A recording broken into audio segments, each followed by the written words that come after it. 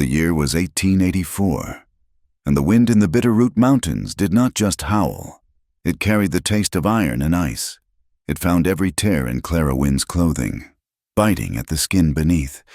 She had been moving for 3 days, or perhaps it was 4.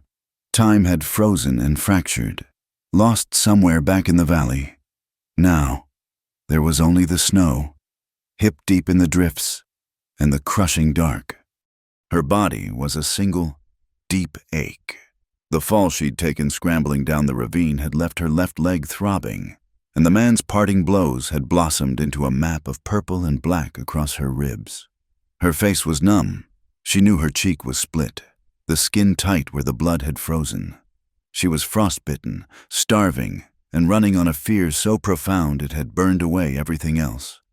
She had followed the creek bed upward, knowing that water sometimes meant shelter, but the creek was gone, buried under the blizzard.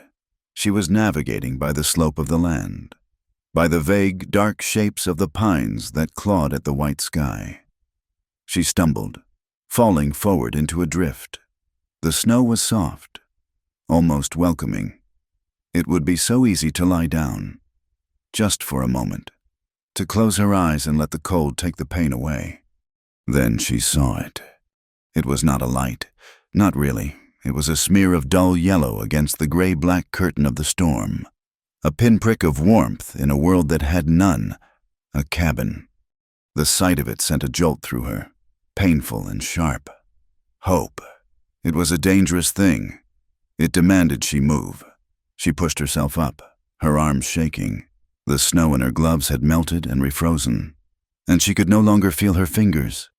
She put one foot in front of the other, her breath tearing from her lungs in white plumes. The cabin light was her only compass. It took her nearly an hour to cross what looked like a small clearing, her frozen skirts slapping like boards against her raw shins. She reached the porch and collapsed against a post, hand clutching the rough-hewn wood. She could hear the wind screaming over the roof, a high, thin sound.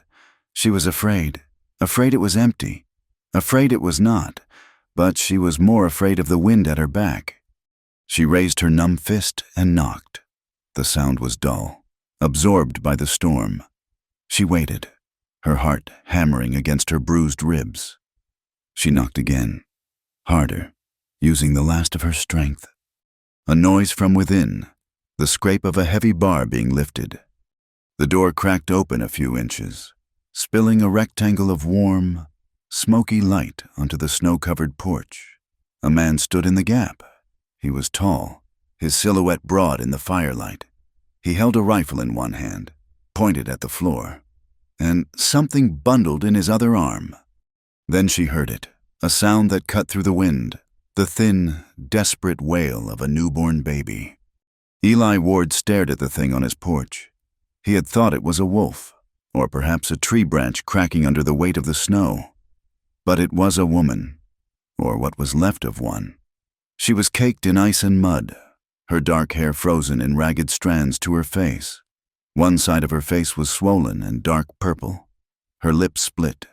She looked like something the mountain had chewed up and spat out.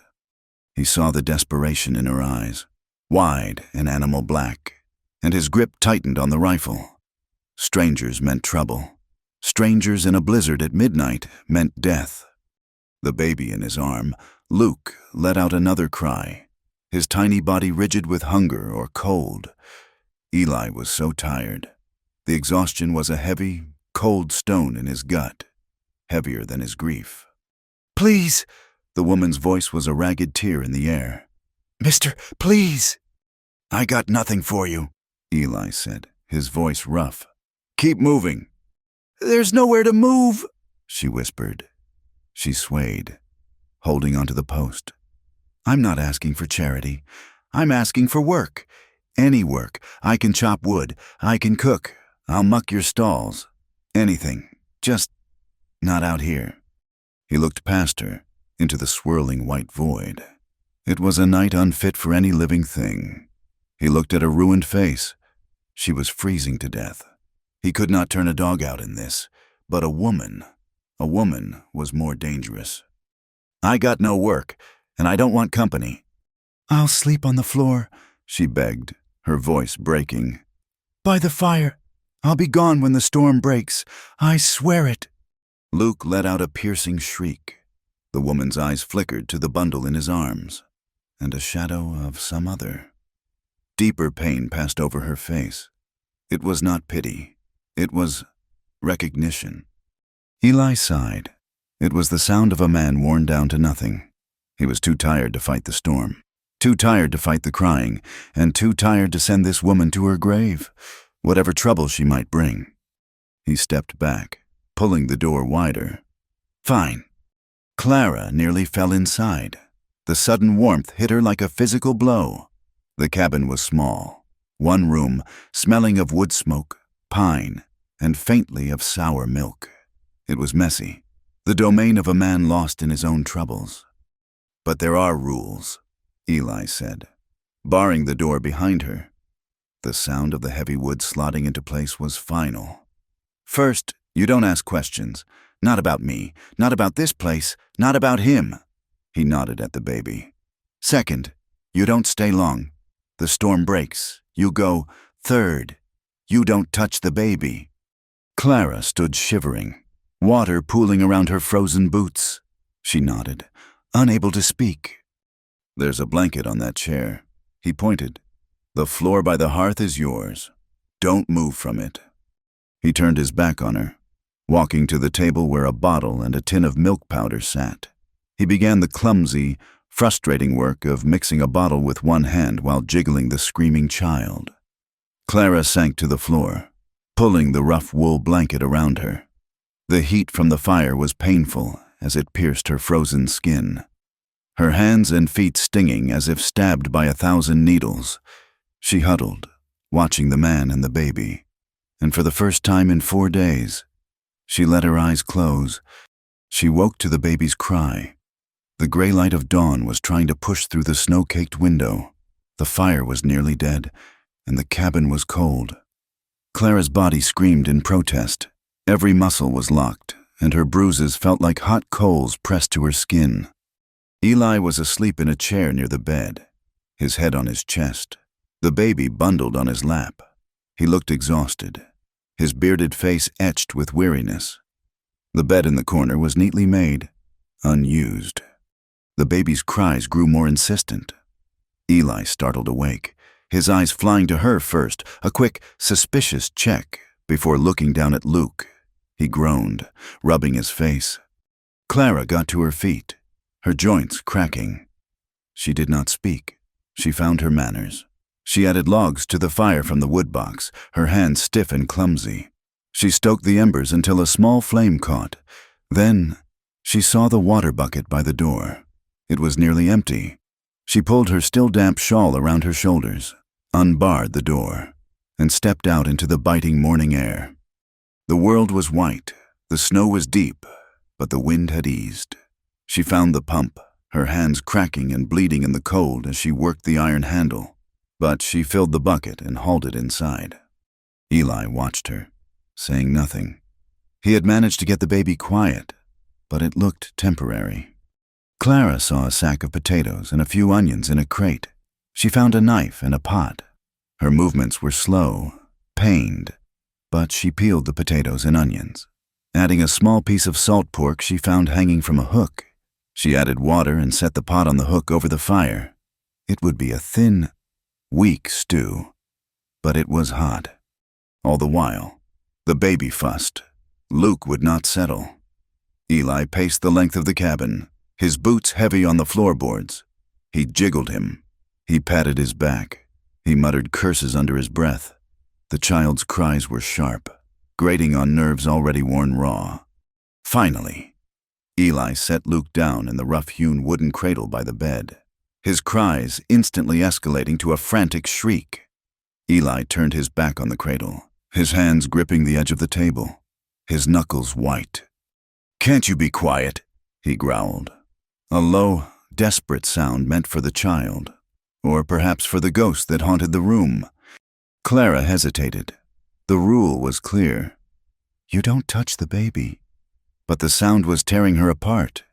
It was the sound of pure, helpless misery. "Mister," she said softly. He didn't turn around. His shoulders were rigid. Maybe, she said, moving slowly, as if approaching a spooked horse. Maybe he's just cold. She reached the cradle. Eli still didn't move. Clara reached down and lifted the small, wailing bundle. The baby was tiny, his face a crumpled, red mask. He smelled of sour milk and loneliness. She expected Eli to yell, to pull the child away from her. He just watched. His eyes were shadowed, unreadable. Clara held the baby against her shoulder, pressing his cheek to her neck. She began to rock, a slow, steady rhythm, back and forth, her feet planted on the wood floor. She hummed. It was not a song, just a low, broken sound deep in her chest. Luke's cries hitched. He went rigid for a moment. Then, with a long, shuddering sigh, he seemed to melt against her. His cries softened to small, sniffling sounds. And then, silence. He rooted against her dress, his small mouth searching. Eli stared. He had not seen the child quiet in hours. Not for him, not for anyone. His wife, Sarah. She had been terrified of him. In the 2 days she'd lived after his birth, she had held him only once. Her hands stiff, her face pale with fear. She hadn't known how. This stranger, this bruised and broken woman, held his son as if she had been born for it. The gentleness in her hands was something he had not seen in so long. It looked foreign. A sharp, bitter pang of guilt twisted in his gut. He was relieved, and he hated himself for it. He hated her for doing what he, and Sarah, could not. He turned his back to her, facing the fire. "The cow's in the barn. She needs milking." He would not speak of his wife. He would not speak of the strange, raw tenderness that had just filled his cabin. Later that day, Eli went to clear a path to the woodpile. The silence in the cabin was too much. He needed the sting of the cold, the bite of the axe. Clara used the moment. She needed to see the damage. In the corner, by her small, soaked satchel, she unbuttoned her bodice. Her ribs were a landscape of black and purple. It hurt to breathe. She lifted the hem of her skirts and her petticoat. A dark, ugly stain of dried blood marked the white cotton. It was not from a cut. It was from the force of the blows, from where he had kicked her. Mason. Her hand went instinctively to her boot, still drying by the hearth. She ran a shaking finger along the inner seam. The small, hard ridge was still there, a 3-inch skinning knife, the blade sharp as a whisper, sewn into the leather lining. It was the only thing she had stolen from him. That and the $20 in her bodice. It was not theft, she told herself. It was payment. Payment for the contract her father had signed, for the year she had endured. She closed her eyes, and, for a second, she was not in the cabin. She was back in the perfumed, smoke-filled room, the piano playing downstairs. She smelled whiskey and Mason's heavy cologne. She saw his face, handsome in a way that had turned ugly, his eyes cold as he smiled. "You think you can leave? Clara, you belong to me. That paper says so." He had grabbed her arm, his fingers digging in. "You'll learn your place." She had waited. She'd waited until he was asleep, drunk and snoring. She took the knife from his travel bag and the cash from his waistcoat pocket. She had run into the streets of the mining town, run until her lungs burned, and hadn't looked back. A log shifted in the fireplace, snapping her back. She quickly smoothed her skirts. She had to heal. She had to be strong enough to run again when the storm cleared. The storm did not clear. It settled over the mountains like a shroud. For 3 days, the snow fell, heavy and silent, sealing the pass. The drifts piled higher than the windows, casting the cabin in a permanent, gray twilight. The world shrank to the 4 walls of Eli's home. The planned day or two stretched into a week. They lived in a forced, silent truce. A routine was born of necessity. Eli would rise before dawn, his face a mask of grim determination. He would fight his way through the drifts to the barn to tend his few cattle and the horses. returning hours later, his beard caked in ice, his silence as cold as the air he brought in with him. Clara learned his rhythms. She would have the fire roaring, the weak coffee boiled, and the cabin as clean as she could make it. She learned the rhythms of the baby. Luke had decided she was his. He quieted for her, ate for her, slept in her arms. Eli let her. The rule about not touching the baby had been broken and forgotten, replaced by a silent, grateful understanding. Eli stayed distant, but he watched her. He watched her hands, raw and chapped. As she split kindling, she was clumsy at first, but she did not stop. She swung the hatchet with a steady, desperate rhythm. He watched her milk Bessie, the one cow he kept in the warm stall. Clara's touch was gentle, firm, and the cow, usually skittish, stood for her. He watched her with his son. She talked to him in a low, soft murmur. She changed his swaddling. She washed him in the basin with warm water, her movements economical and sure. She had earned her keep. She had earned his respect, though he would not give voice to it. She was strong, strong in a way Sarah had never been. The thought came unbidden, and he pushed it away, the guilt a familiar, bitter taste. The cabin was small, too small for two people carrying so much pain. They moved around each other, always aware. They brushed past in the narrow space between the table and the hearth. His arm would graze her shoulder as he reached for the coffee pot. Her fingers would brush his as she passed him a plate of the stew, which she had improved with a little flour. Each accidental touch was like a spark in dry tinder. The air grew thick with things unsaid. She saw the sadness in him. It was a vast, empty thing. She saw it when he stared at the cradle. She saw it when he stood by the window, looking out at the white wall of snow. His jaws set so tight she thought his teeth might break. He heard her. In the dead of night, the cabin would be dark. The fire burned down to glowing embers. He would be in his chair, or lying on top of the covers of the bed he would not sleep in.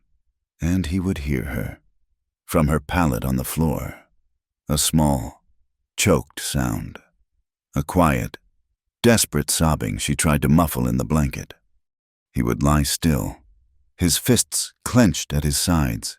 He would listen to her cry, and it stirred something in him, a strange, sharp urge to go to her, to put a hand on her back, to... what? Comfort her? He was a man drowning in his own grief. He had no strength to save anyone else. He would clench his jaw, turn his face to the cold wall, and wait for the morning to come. The siege of snow held for another week. The wind died, but the flakes fell, heavy and relentless, burying the world in a profound, white silence. The cabin was no longer a shelter. It was a prison. The drifts climbed the walls, covering the windows in a thick, icy plaster that blocked out what little light the winter sun offered. They lived in a permanent, gray twilight, lit only by the fire and a single lantern.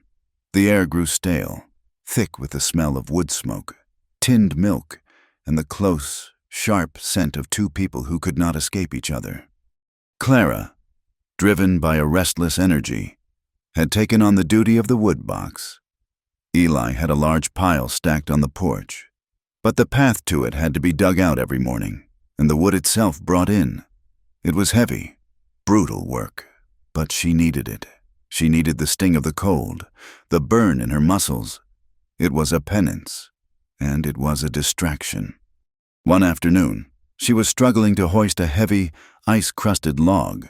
Her bruised ribs, which had been healing, protested with a sharp, tearing pain. She ignored it.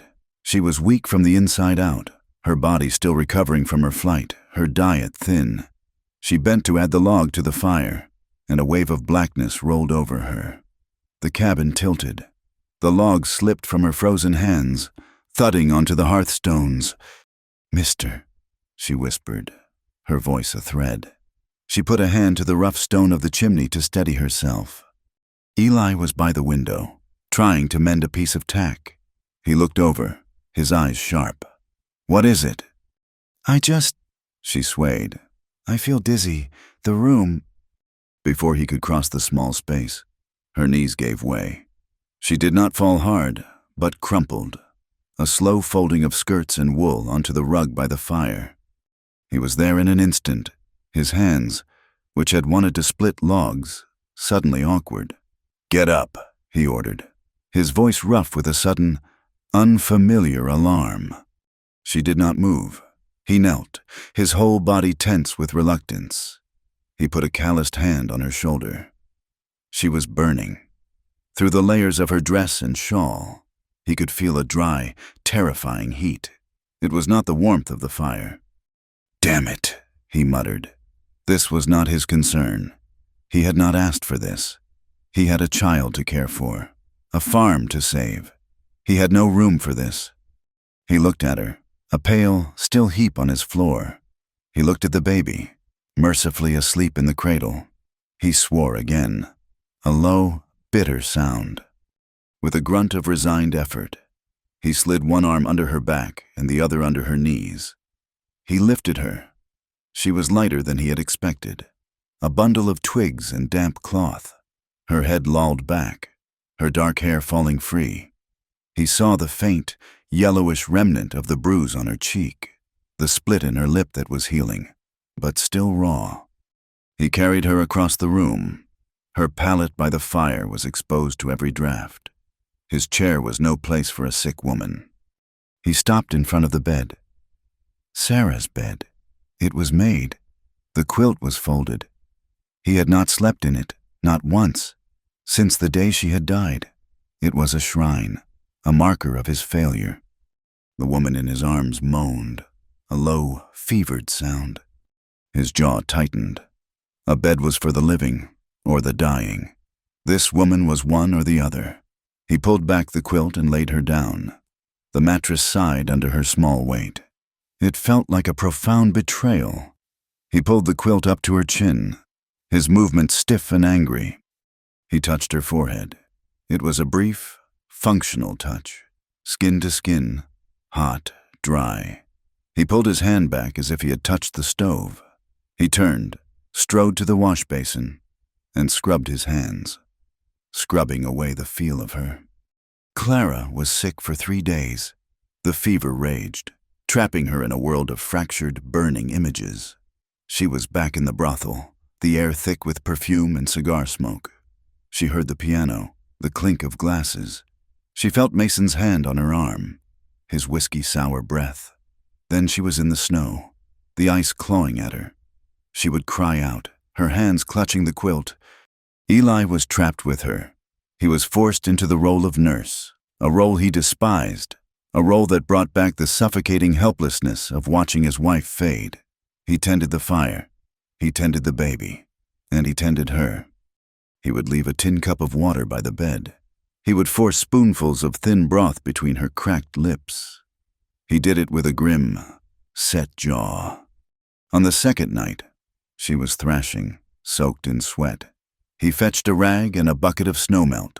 He sat on the edge of the bed, a place he had sworn he would never sit, and he bathed her face. He wiped the grime and sweat from her neck. Her skin was soft under his rough hand. He tried to be purely practical, but the simple act of touching her, of caring for her, felt dangerous. Luke, as if sensing the disruption, was frantic. He would not eat. He would not sleep. He wailed, his cries a sharp counterpoint to Clara's fevered murmurs. On the third morning, the fever had retreated, leaving Clara weak, aching, but clear-headed. She woke to the sound of Luke's desperate, hungry screams. Eli was pacing the floor, jiggling the baby, who was rigid with fury. "He won't take the bottle," Eli said, his voice raw with exhaustion. "He hasn't eaten in hours." "Give him to me," Clara whispered. Her voice was a dry rasp. "You're sick. You need to rest." "He's hungry," she said, pushing herself up on one elbow. The room spun, but she held on. "Bring him here." Eli hesitated, then relented. He laid the small, wailing bundle on the bed beside her. Clara gathered the baby close. He was hot and damp from crying. He rooted against her, his small mouth frantic. "Shh," she murmured, her voice cracking. "Shh, little one, I know. She held him against her chest, her hand rubbing his back in a slow circle. She had no milk to give, but she had warmth. She had a heartbeat. Luke's cries hitched. He turned his face into her neck, clutched a piece of her nightgown in his tiny, starfish hand, and with a long, shuddering sigh, he fell silent. He was asleep in moments. Clara slept, too, her body finally surrendering to its own exhaustion, her breath rising and falling with the child's. Eli stood at the foot of the bed and watched them. He watched his son find peace against a stranger. He watched this broken woman, who had shown up on his porch like a half-dead animal, give his child a comfort that he, the boy's father, could not. He felt a strange, bitter knot in his chest. It was guilt. It was longing. It was a profound and terrifying loneliness. His wife, Sarah, had been a good woman, a pious woman, but she had been frail. She had been afraid of the baby, afraid of the blood, afraid of the pain. She had turned away from the child. This woman, Clara, turned toward him. He looked at them, together in his wife's bed. The image should have filled him with rage. Instead, it just made him feel hollow. He grabbed his coat, his axe, and went out into the blinding white to attack the wood pile, needing to feel the sharp, clean pain of the work. That night, the fever was gone, but the storm of the past remained. Eli was dozing in his chair, the fire burning low. The cabin was tombs still. No, Clara whimpered. please, don't. Eli was awake instantly. He saw her on the bed, her head thrashing on the pillow, her eyes squeezed shut. No, Mason, I earned it. Get off. Please get off me. The name echoed in the small room. Mason. The name she had cried in her sleep before. Eli stood, his suspicion and his anger a cold weight in his gut. He crossed to the bed and put his hand on her shoulder. Woman, wake up. You're dreaming. She shrieked, her eyes flying open. They were wide and black with pure, animal terror. She saw his shape, his hand on her, and she scrambled backward, crab walking up the headboard, pulling the quilt up like a shield. Don't touch me, she screamed, her voice raw. Don't you touch me. It's me, Eli said, pulling his hand back slowly. It's Ward. You're in the cabin. You're safe. Clara stared, her chest heaving. The firelight caught the tears on her face. Recognition slowly filtered back into her eyes. She was not there. She was here. The terror collapsed, leaving a deep, shuddering shame in its wake. She pulled her knees to her chest, hiding her face. Eli stood over her. The blizzard had trapped them, but her past was a worse prison. He would not have it in his house. "Who is Mason?" he demanded. His voice was not kind. It was the flat, hard voice of a man who needed an answer. "It was just a dream," she whispered into her knees. "You show up here half frozen, beaten. You cry in your sleep. You scream that name. I've given you my food, my fire. I won't harbor trouble I don't know the shape of. Who is he?" She knew she had no choice. The truth was the only coin she had left. She told him. She told him about her father, about the gambling debt. She told him about the brothel in Helena, her voice flat and dead, reciting facts that had happened to someone else. I was saving, she whispered to the quilt. I was saving to buy my freedom, but you can't. They never let you. And Mason? Eli's voice was tight. He came from the East. He had money. He liked me. He bought my contract from the madam. He said I was his. He took me out of the house. I thought it would be better. Her breath hitched. It was worse. He liked to hurt. He liked seeing the bruises. He kept me locked in a hotel room. She finally looked up, her eyes hollow. He said if I ever ran, he'd find me and kill me. So you ran. He got drunk. He fell asleep. I took the $20 he had on his table. It was my money. He owed me. I took his knife, and I ran. I've been running ever since. He's a you, as Marshall, Eli. Eli's blood went cold. A marshal? Or he says he is, She added, her voice faint. He wears the badge. He has the power. Who's going to believe a woman like me over him? He's hunting me. I know he is. I brought this to your door. She waited for him to tell her to leave, to throw her back out into the snow. She had stained his house with her story. Eli stood rigid for a full minute. The only sound was the fire hissing. He thought of the bruises on her face when she arrived. He thought of her hands, raw from the firewood. He thought of her singing to his son. A marshal, a man who used a badge to buy and beat women.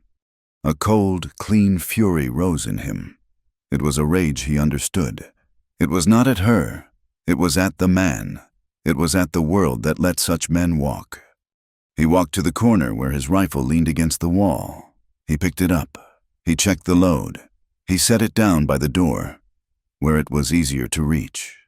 He's not a lawman, Eli said, his voice a low growl. He's just a man, and this is my land. He went back to his chair, sat down, and stared into the fire. He had not offered her pity. He had not offered her comfort, but he had not thrown her out. He had believed her. Clara watched him, this grim, silent man who had just placed himself between her and her past. She pulled the quilt tighter, and for the first time in 2 years, she slept without dreaming.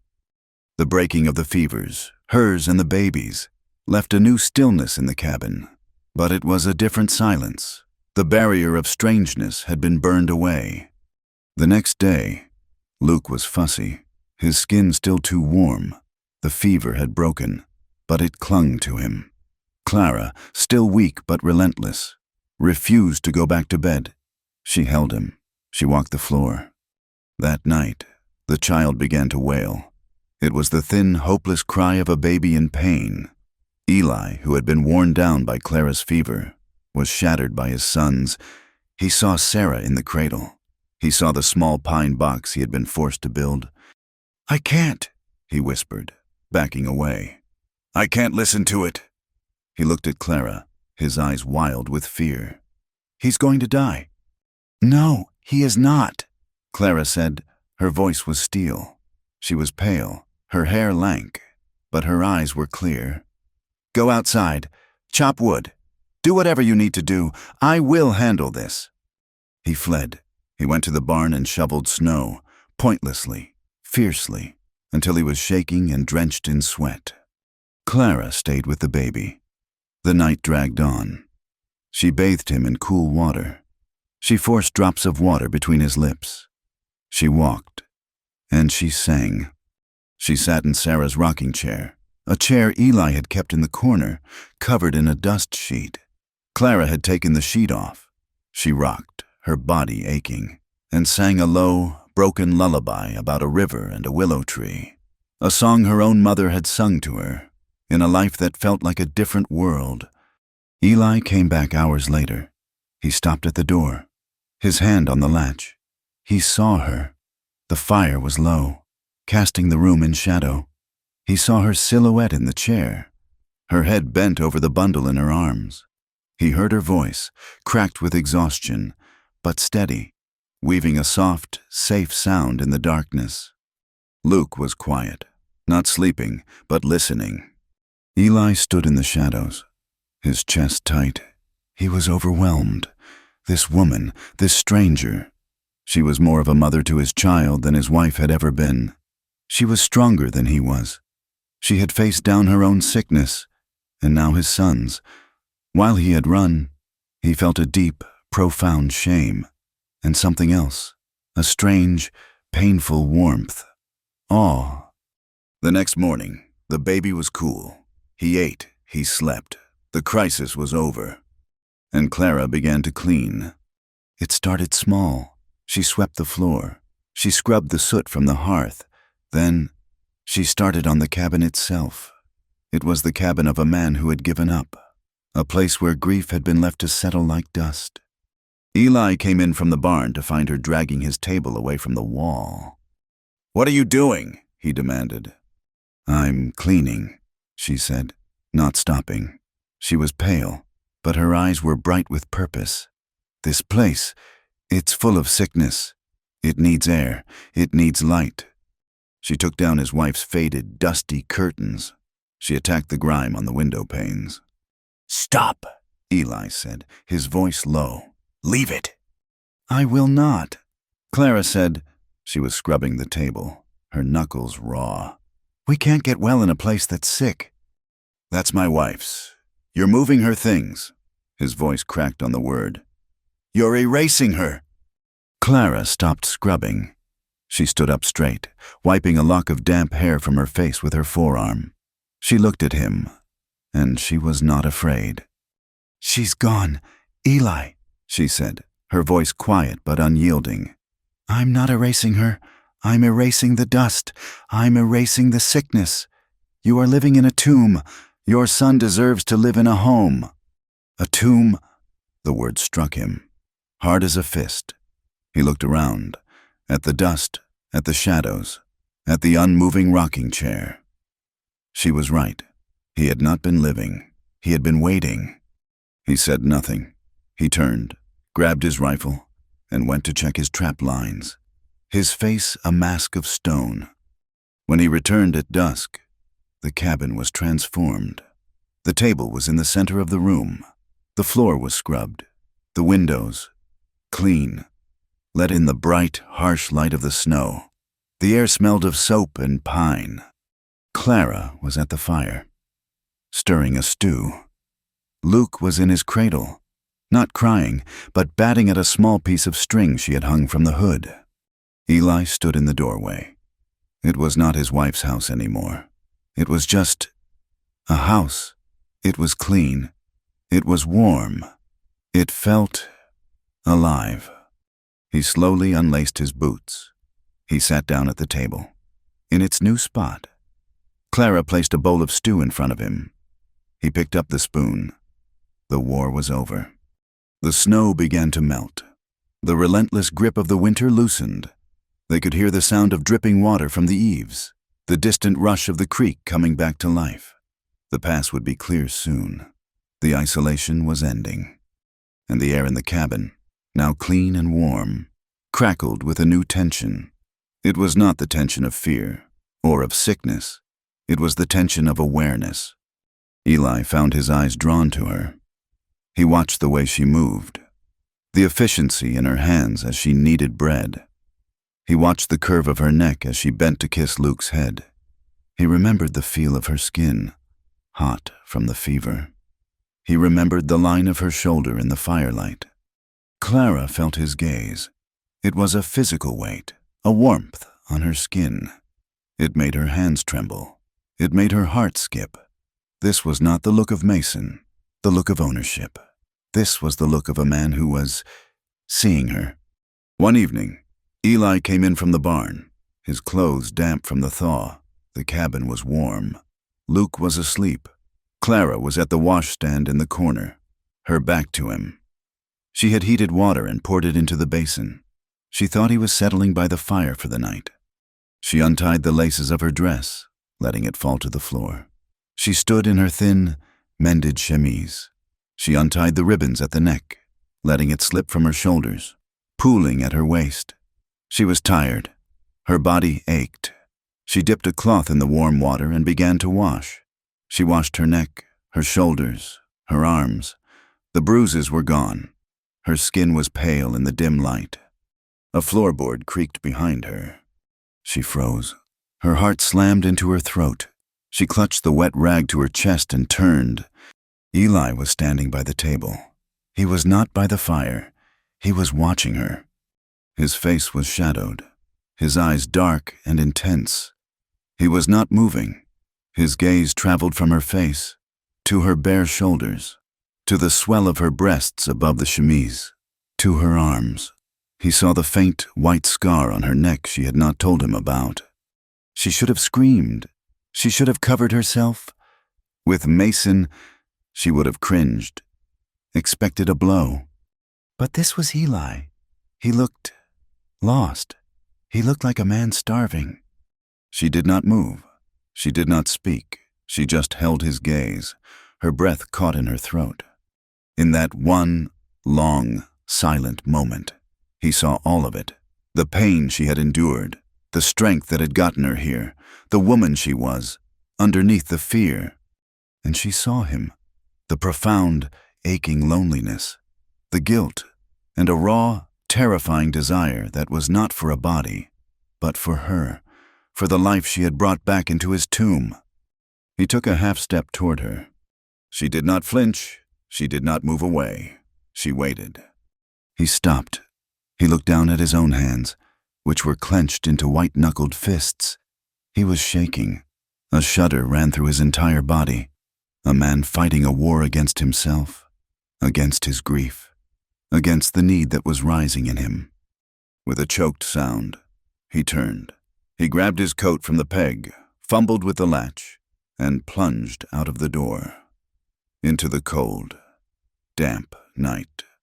Clara stood, shaking, her skin cold where the water was drying. Eli stood outside, his back pressed against the log wall, his lungs dragging in the sharp, pine-scented air. He was aching. His body, long dead, was suddenly, painfully alive. Her presence was a fire in his house, and he knew, if he touched her, he would be consumed. He did not go back inside for a long time. When he did, she was on her pallet, wrapped in her blanket, her back to the room. He did not go to his chair. He lay down on the floor, on the opposite side of the cabin, as far from her as he could get. He stared into the darkness, listening to the drip, drip, drip of the melting snow. The pass would be open in a matter of days. The isolation was ending, but the fragile, dangerous thing that had grown between them in the storm had just begun. The morning after he had walked in on her, the air in the cabin was so thick it was hard to breathe. Eli was gone before she woke, and when he returned, he was all sharp movements and cold efficiency. He slammed the wood into the box, his jaw set, and checked the baby's bindings with a rough, functional touch. He did not look at her. Clara kept her eyes down. She felt branded by his gaze from the night before. She scrubbed the kettle with a desperate, furious energy, her knuckles raw.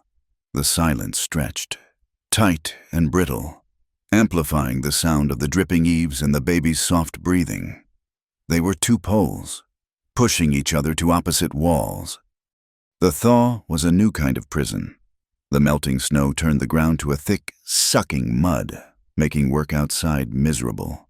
But the cabin, which had been a refuge, now felt like a cage. Eli, his back to her, spoke to the window. "The snow's pulling back on the south trail. I need to check the pass, see if it's open." Clara's heart seized. The pass, open, that meant town, it meant leaving. "You'll watch the boy," he said. It was not a question. She nodded at his back. "Of course." He pulled on his heavy coat, grabbed his rifle, and then stopped at the door. He stood there for a long time, his hand on the latch. He looked at the cradle. He looked at the fire. He looked at the emptiness of the small room. He let out a low, frustrated breath. "He can't be left," he said, his voice rough. "And you can't stay alone. The thaw brings wolves, and worse." He looked at her, his eyes finally meeting hers. They were conflicted, tired. "Find your shawl! You're coming!" She did not question him. She wrapped Luke in a thick fur, strapped the cradle board to her back, a thing she had learned to do from a picture in an old almanac, and followed him to the barn. He saddled his big roan, then looked at the mare, Bessie. She was a gentle, older horse, but Clara had not been on horseback in more than 2 years. "Can you ride?" he asked. "I can stay on," she said. He saddled the mare. He let her out. Clara, hampered by the cradle board, reached for the horn, trying to get her foot in the stirrup. She was clumsy. Eli watched for a moment, his patience razor thin. "For God's sake, woman!" He strode over, put one large hand on her waist, and lifted her as if she weighed nothing. He set her firmly in the saddle. His touch was impersonal, strong, and it sent a jolt clean through her. She gripped the reins, her face hot. He swung up onto his own horse, the rifle resting easy in the crook of his arm, and kicked the roan into a walk. They moved down the mountain path, away from the cabin for the first time. The world was loud. The silence of the deep snow had been broken by the sound of 1,000 tiny waterfalls. Water ran in rivulets down the rocks.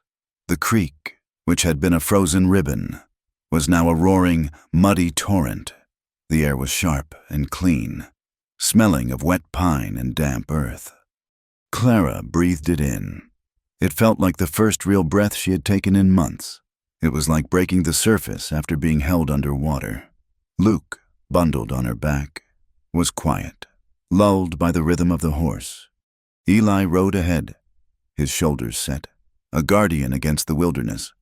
But as the path widened, his horse slowed, and her mare came up alongside him.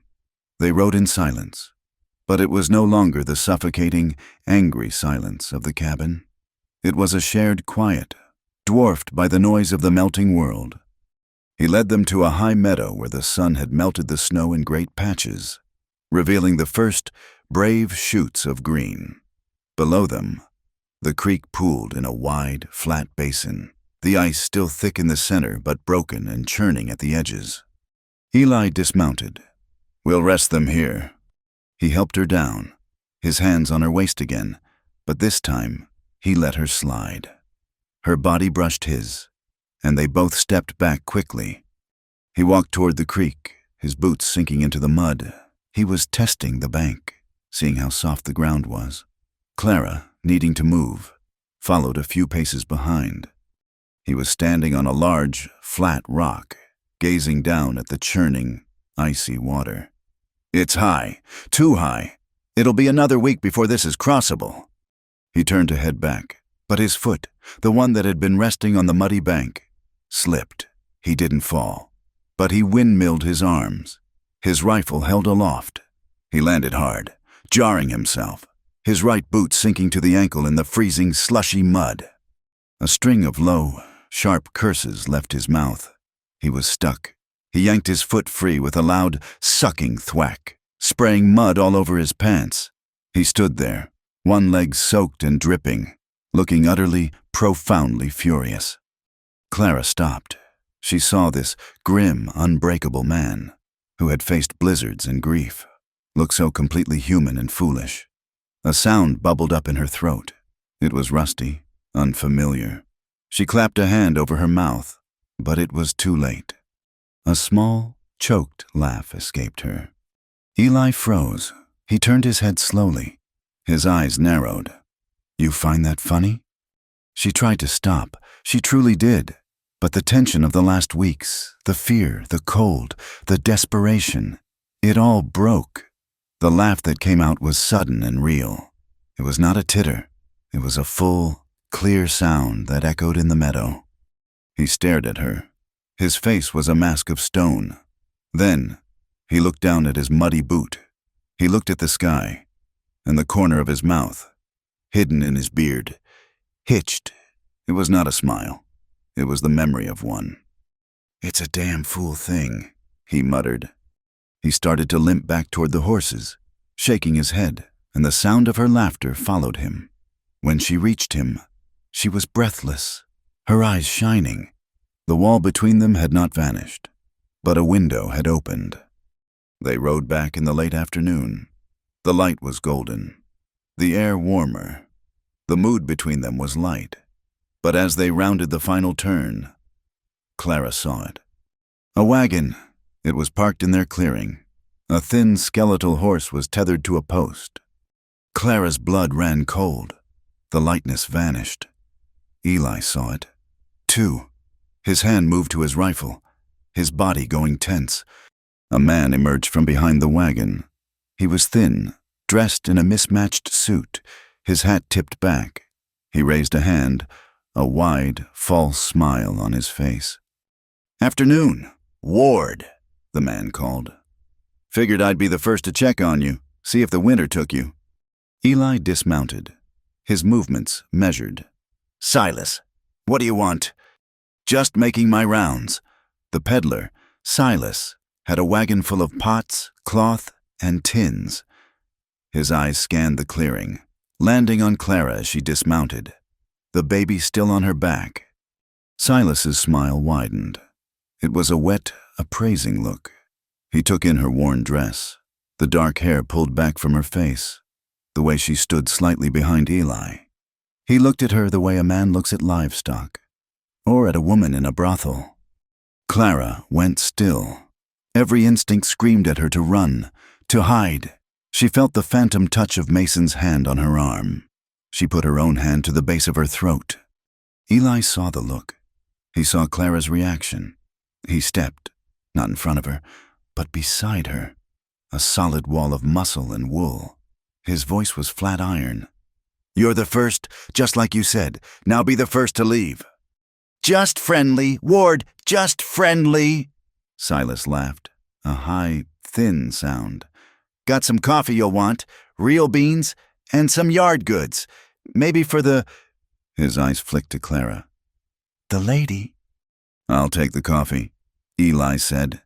He pulled coins from his pocket, his gaze never leaving the peddler. As Silas measured out the beans, his eyes kept sliding back to Clara. "Haven't seen you in town. Miss, you one of Ward's kin?" Clara could not speak. "She's with me," Eli said. The words were a warning. Silas's smile became a knowing smirk. "Ah, I see. A new housekeeper. A man gets lonely up here. She's a fine addition to the mountain. Ward, a real fine addition." The insinuation hung in the air, thick and foul. Eli's hand, the one not holding the coffee, closed into a fist at his side. He stared at Silas, a long, cold, silent stare that promised violence. The peddler's smirk faltered. He saw the look in Eli's eyes. "Well then, good day to you." He scrambled onto his wagon seat, tipped his hat to Clara, and cracked his whip. "Good day." The wagon rattled down the muddy track, leaving a heavy, poisoned silence in its wake. The easy air of the mountain was gone. The world had found them. Eli turned, but Clara was already walking, stiff-backed, to the cabin. She unstrapped Luke and laid him in the cradle. She did not look at Eli. She began to stoke the fire, her movements jerky. He stood in the doorway, the small sack of coffee still in his hand. He watched her. She was terrified. "He'll go to town," she said, her voice a low, tight whisper. She was staring into the flames. "He'll go to the saloon. He'll talk. He'll describe me. He's a peddler. Clara, it's what they do." She whipped around, her eyes blazing with a fear so profound it looked like anger. "You don't understand. Men like him, they talk about women like me. They trade stories. And a man like Mason, he has ears everywhere. He'll pay men like Silas to look for me. Word will get out. He'll know. He'll know I'm here." She walked toward him, her hands twisting in her apron. "I have to leave. I have to go before he comes. The pass. You said it was—" "It's not crossable," he said, his voice flat. "Not for a week. Not on foot. You saw the creek." "Then I'll—" She looked around, trapped. Her eyes fell on Luke. "I've endangered you. I've endangered this child." She put her hands on his chest, her palms flat against the rough wool of his coat. It was not a caress. It was a plea. "Eli, please, when the pass is clear, you have to let me go. But please, don't send me away. Not yet. Not until I'm strong enough. I swear I'll leave. I swear I won't bring him to your door." He looked down at her hands on his chest. He could feel her trembling. He thought of the cabin as it was before she came. Silent, dead, cold. He thought of the past weeks. The warmth, the sound of her humming, the way his son smelled after she'd bathed him. He covered her hands with one of his own. I don't want you gone. The words were spoken so quietly, she almost didn't hear them. They hung in the air, raw and true. She looked up at him. Her fear was momentarily eclipsed by a sharp, stunned disbelieving. He was not looking at her with pity, or with the cool assessment of Silas. He was looking at her as if she were a person, a woman. He raised his other hand, the one that was not holding hers, his fingers, calloused and rough from the axe, brushed her cheek. It was the place that had been so badly bruised. He traced the line of her jaw. Her eyes fluttered shut. She leaned into his touch, a small, involuntary movement. It was the first gentle touch she had known in years. He saw her face, the vulnerability there. He saw the faint scar on her neck. He smelled the soap on her skin, the clean scent of the wind that was still in her hair. He leaned in. This was not Sarah. This was not his wife. This was Clara. This was the woman who had brought his house back to life. She sensed him moving. Her lips parted slightly. He was inches away. He could feel her breath, and he froze. A cold wave of guilt, sharp and sickening, washed over him. He saw Sarah. He saw her pale, thin face, her eyes wide with fear as she died in the bed just 10 feet away. He had failed her. He had not been able to save her. And now, he was standing in the same room, his hands on another woman, desiring her. It was a betrayal. It was a sin. He snatched his hands back as if he had been burned. I can't, he whispered. His voice choked. He took a step back, then another, hitting the wall. I can't. Clara's eyes snapped open. The softness in her face hardened. She saw the guilt, the horror in his. She saw that he was looking at her, but seeing his dead wife, she saw, in that instant, that she was not a woman to him. She was a temptation, a mistake. Humiliation, hot and sharp, washed over her. She turned away, her back rigid. "I'll see to the stew," she said, her voice flat and dead. That night, the cabin was a place of ghosts. Eli sat in his chair, staring into the fire, lost in a guilt so deep he was drowning in it. Clara lay on her pallet, her back to him, her body rigid, her mind screaming. She was a fool to think for 1 second that she could be anything other than what she was, a soiled, used thing. Luke whimpered in his cradle. Clara heard him. She lay still, praying he would quiet. She could not move. She could not bear to be a person right now. He whimpered again, a small, lonely sound. With a sigh that was half a sob, she pushed herself up. She went to the cradle and lifted the baby. She sat on the floor by the dying fire, her back against the hearthstones, holding Luke against her chest. She rocked him, her body moving in a rhythm of pure misery. Eli watched her through slitted eyes, pretending to be asleep. She thought he was. She pressed her face into the baby's blanket, her voice a broken whisper, meant only for the child. "How am I supposed to be good?" she murmured, her voice thick with tears. "I don't even know what it means. I want to be clean. I want to be someone who deserves to be loved, but I don't know how." Her shoulders began to shake. "I only know how to be what they wanted me to be. I only know how to be quiet, how to be nothing. I'm not good. Luke, I'm not, and I'm so tired." She broke. A silent, agonizing sob tore through her.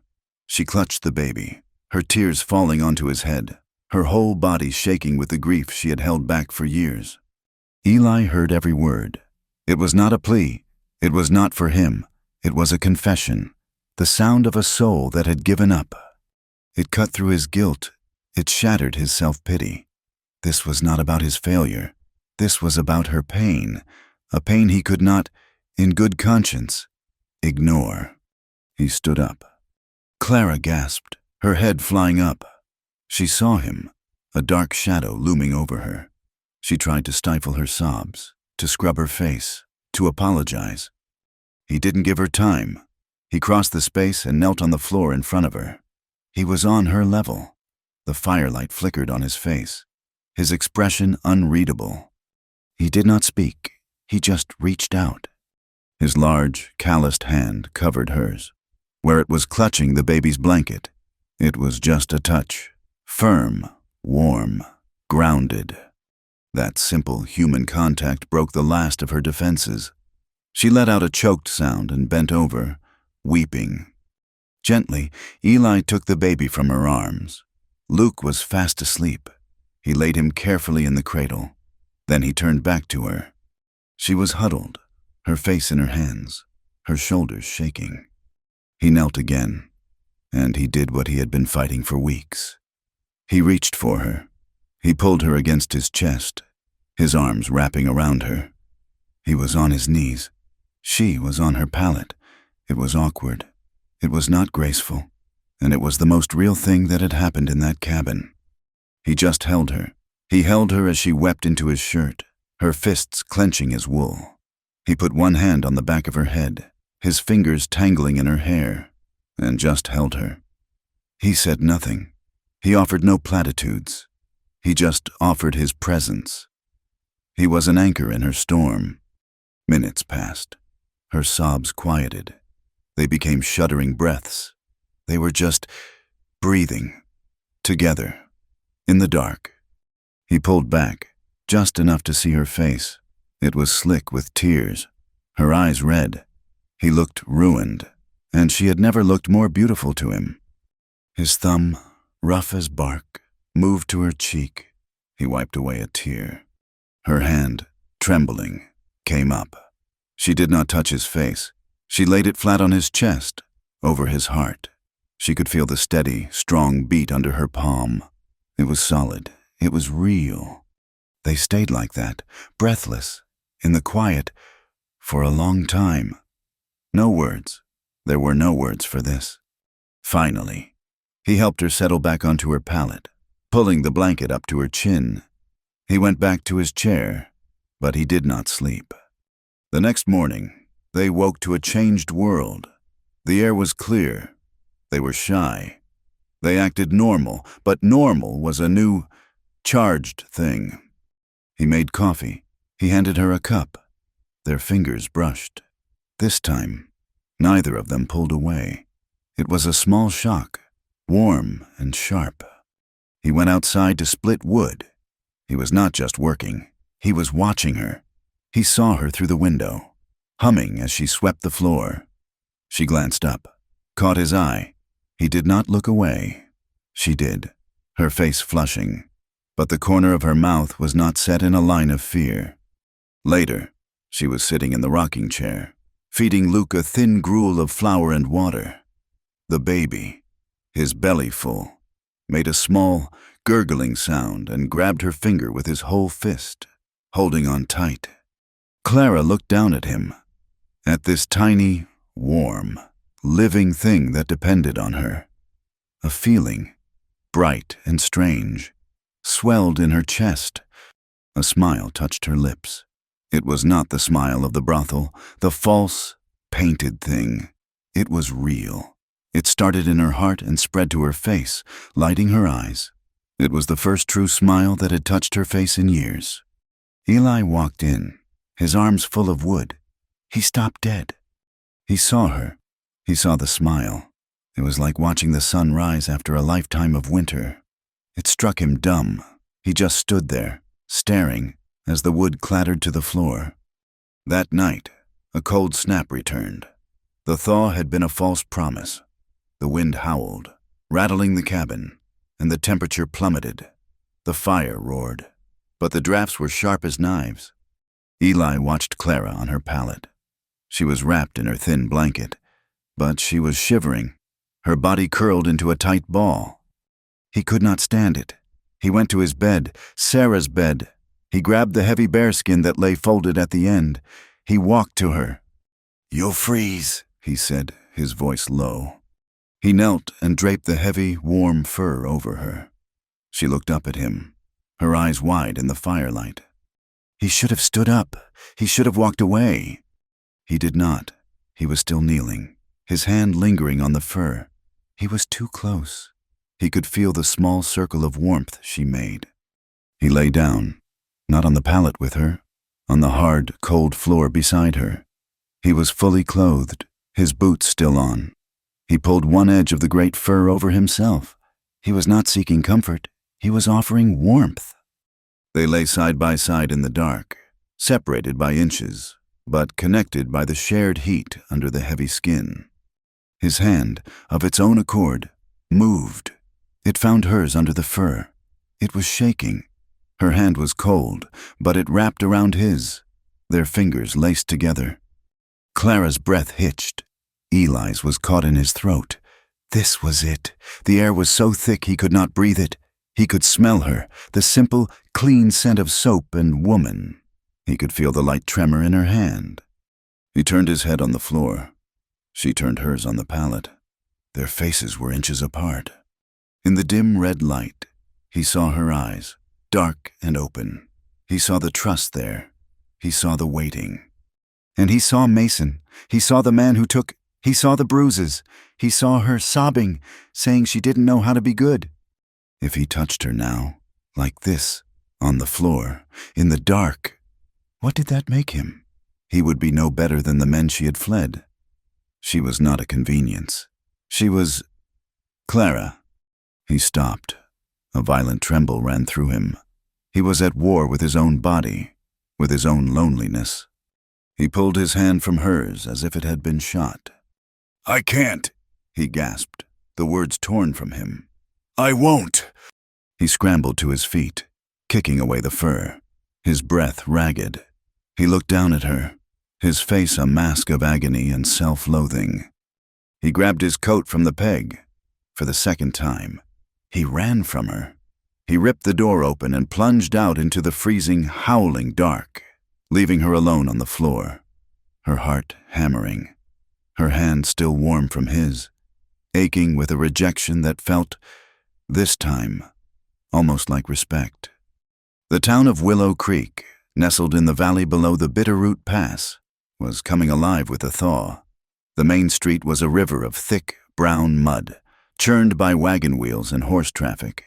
It was in the town's largest saloon, the Gilded Cage, that the peddler Silas was nursing a warm beer, telling a story to a half-interested blacksmith. "And he's got a woman up there," Silas said, leaning in, his voice oily. "A real dark-haired thing, young, pretty, too, in a starved kind of way. Just showed up, I reckon. He was protective, like a bear with a new cub." A man at the end of the bar, nursing a whiskey, did not look up. He was dressed well, his black coat clean despite the mud. He wore a holstered pistol, but it was his face that was unusual. It was handsome, smooth, with cold, gray eyes that seemed to take in everything without moving. "A woman," the blacksmith grunted. "Ward, figured he'd dried up and blown away after his wife passed." "Not this one," Silas chuckled. "He's back in the world, I tell you. But she was jumpy. Had that look, you know, like a deer that's been run." The man at the end of the bar set his glass down. The sound was a quiet, deliberate click. He stood and walked over, his step silent on the sawdust floor. He was tall, and he moved with a predator's grace. "Pardon me, gentlemen," he said, his voice smooth, educated. "I couldn't help but overhear. You were speaking of a woman, dark hair, up in the mountains." Silas, sensing a new audience, puffed up. "That I was up at Eli Ward's ranch, a new housekeeper." The stranger's cold eyes settled on him. "This woman, did she have a scar? Small, white? On her neck, just here?" He tapped a spot below his own ear. Silas's eyes widened. He had not been that close, but he remembered her hand going to her throat. I can't rightly say, but she was dark-haired, and she looked hunted." The stranger smiled. It did not touch his eyes.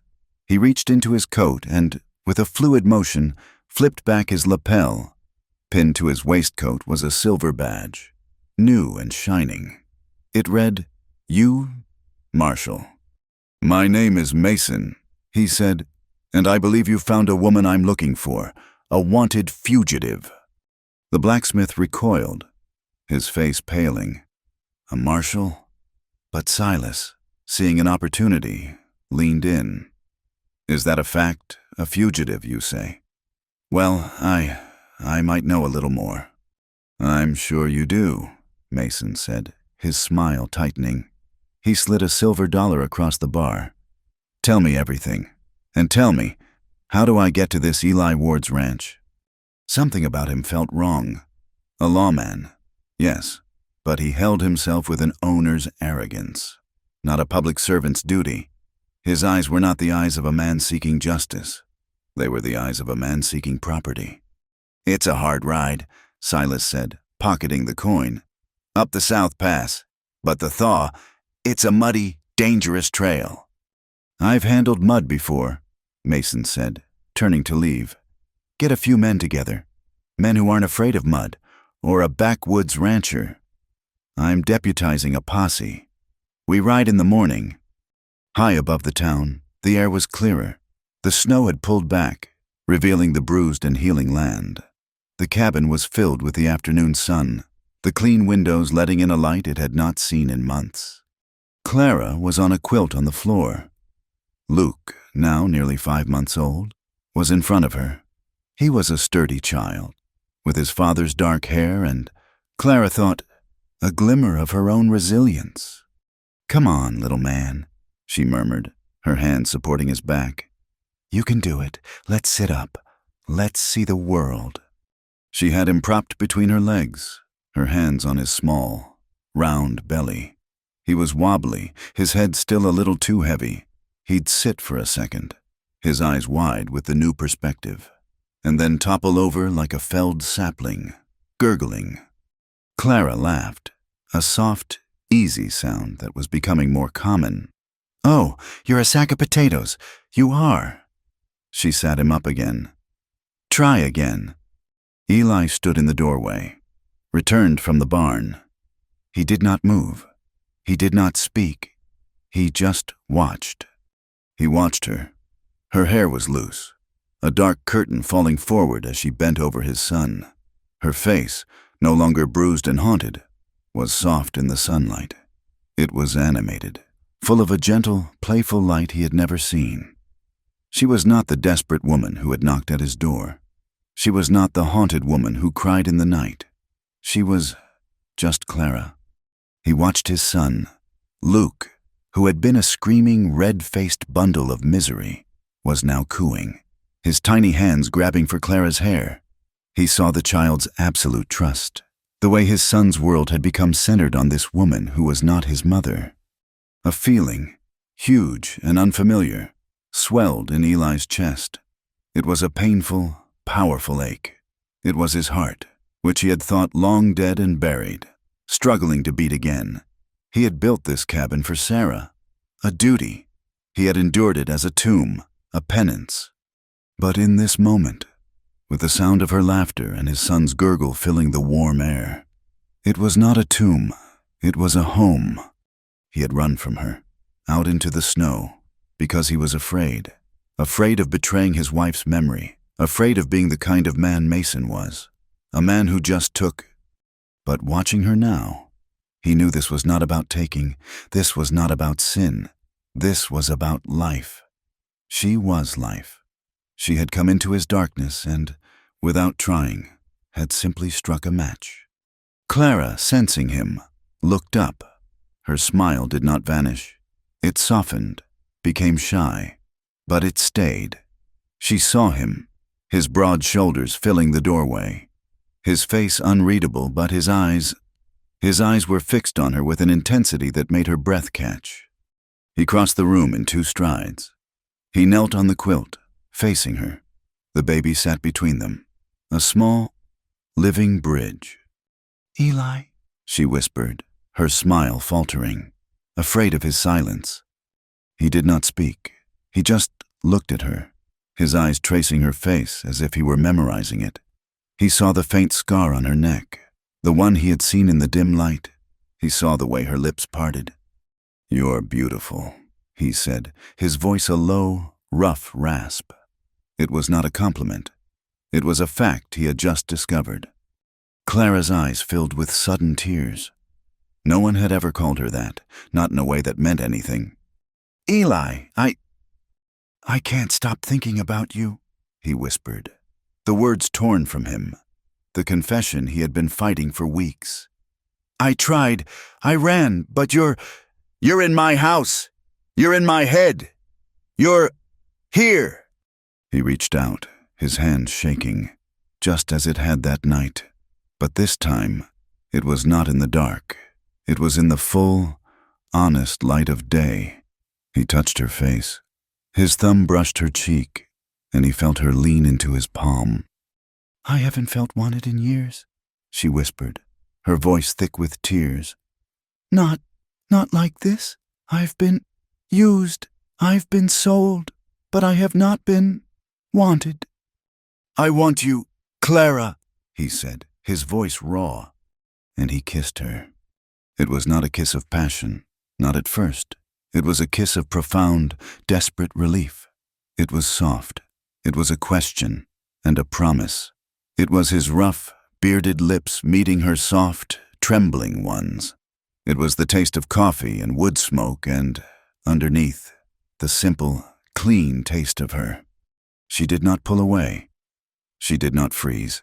A small, broken sound left her throat, and her hand came up to grip his shirt, her fingers clenching the rough fabric. She kissed him back. The kiss changed. The softness gave way to a sudden, starving hunger. It was the hunger of two people who had been alone for a lifetime. His other arm came around her, pulling her close. Her arms went around his neck, her body pressing against his. It was clumsy, made awkward by the baby, who, feeling ignored, let out a small protest. They broke apart, breathless, their foreheads resting against each other. "Eli," she breathed, her eyes closed. "I know," he said. He gently lifted Luke and placed him in the cradle, where the baby, confused but secure, watched them. Eli turned back to her. He did not pull her to the bed. The bed was Sarah's. It was the past. He sat on the floor, in front of the hearth, and he held out his hand. Clara looked at his hand. It was large, calloused, scarred. It was the hand that had held a rifle to her, and the hand that had bathed her brow. It was a good hand, an honest hand. She took it. He drew her down, and she came, settling on the bearskin rug he had left there, the rug that had been between them. He did not rush. He did not take. He watched her. He let her lead. He kissed her again, slowly this time. He kissed her eyelids, her temples, the scar on her neck. With every touch, he was trying to erase the memory of other, violent hands. "You're safe," he murmured against her skin. "You are safe here." He unlaced her dress, his movement slow, almost reverent. She unbuttoned his shirt, her fingers fumbling, but not with fear, with awe. They made love in the warm afternoon light, with the fire crackling beside them. It was slow, it was gentle, it was raw. It was full of a terror and a wonder that neither had ever known. For him, it was the first time he had touched a woman with love, not just quiet duty. For her, it was the first time she had been with a man and had not been afraid. It was the first time her body was not a thing to be sold or broken, but a thing to be cherished. When it was over, they lay tangled in the fur, the sunlight striping their bodies, and Clara cried. It was not the quiet, muffled sobbing Eli had heard in the night. It was a deep, racking storm of tears. It was the release of years of pain, of shame, of being unwanted, of being afraid. It was the terrible, beautiful pain of a wound finally being allowed to bleed clean. Eli did not speak. He did not panic. He simply did what he had done before. He pulled her against his chest, her bare skin against his, and he held her. He wrapped his arms around her, tucking her head under his chin, and he held her while she wept. He held her through all of it, his hand stroking her hair, his own eyes burning. He was an anchor. He was home. She woke in the dark. The fire was embers, the cabin cold. She was on her pallet. He had carried her there, tucked her in. She sat up, disoriented, wondering if it had been a dream. Then she saw him. He was not in his chair. He was asleep in the bed, Sarah's bed. He had finally claimed it. She lay back down, a slow, deep warmth spreading through her, a warmth that had nothing to do with the fire. In the morning, she woke to the smell of coffee, real coffee, the bean Silas had sold him. She sat up. Eli was at the hearth, his back to her. He was wearing his trousers, his feet bare on the cold floor, his shirt unbuttoned. He was pouring coffee into 2 tin cups. He heard her move and turned. He was not ashamed. He was not guilty. He looked calm. He looked at her, his eyes soft in the morning light, and he smiled. It was a real smile, one that lit his face. "Mornin'," he said. He walked over to her. She was still on her pallet, the blanket clutched to her chest. He knelt, just as he had the day before. He handed her a cup. I should get up, she said, her voice husky. "No," he said, his voice gentle. "Rest." He didn't move. He just watched her, his gaze warm. Then, without a hint of hesitation, he reached out and touched her cheek. His thumb brushed her bottom lip. It was a simple, domestic, possessive touch, the touch of a man who had a right. She closed her eyes, leaning into his hand. This was real. The cabin was quiet. Luke was stirring, making his soft, waking-up sounds. It was a perfect, peaceful morning. The sound of horses shattered it. It was not one horse. It was many. They were coming up the pass, their hooves sucking at the mud, their harness jingling. Clara's eyes flew open. The color drained from her face. "No," she whispered. Eli was on his feet in an instant. The peace was gone, replaced by a cold, hard readiness. He strode to the window, peering out. "It's a posse," he said, his voice flat. 4 men, and—" he squinted. "One of them's wearing a badge." Clara stopped breathing. She scrambled to her feet, pulling the blanket around her like armor. "A badge," she said, her voice dead. "It's him. It's Mason." "Get dressed," Eli ordered. He was already pulling on his boots, his shirt. "Get the baby." He grabbed his rifle from its pegs over the door. He checked the load. He was not a man in a panic. He was a man preparing for a fight. The horses stopped in the clearing. A man's voice, smooth and confident, called out, "Eli Ward, my name is Marshall Mason. I'm here on official business. Come on out." Clara froze. She was trapped in the middle of the room, her hands half buttoning her dress. She was shaking so violently she could not finish. The nightmare was here. He had found her. "Clara," Eli said, his voice sharp. She looked at him, her eyes wide with a terror that erased the woman he had held. "Go to the back wall. Stay with Luke. Stay away from the door." He unbarred the door and stepped out onto the porch, his rifle held loosely in one hand, pointed at the ground. 4 men on horseback sat in the mud. 3 were rough-looking, hired guns by the look of them. The 4th, the man in front, was exactly as Clara had described. Handsome, well-dressed, with cold, gray eyes. He smiled when he saw Eli. "Mr. Ward, a hard place to find." "It's meant to be," Eli said. "What do you want?" "I'm looking for a fugitive," Mason said, his smile still in place. "A woman named Clara Wynne, a thief and a harlot. We have it on good authority she came this way." "You have bad information," Eli said. "There's no one here by that name." "Is that so?" Mason's gaze drifted past Eli, to the cabin door. Silas, the peddler, said otherwise, said you had a new woman, dark hair. From inside the cabin, Luke, sensing the tension, let out a sharp cry. Mason's smile widened. A baby, too. How domestic. He swung down from his horse, his long coat settling. I have a warrant for her arrest. She is wanted for theft in Helena. She stole over $500 from me, and she is a registered woman, shall we say, who fled her contract. I'm here to take her back. He took a step toward the porch. Now, you can hand her over easy, or I can add harboring a fugitive to your troubles. No!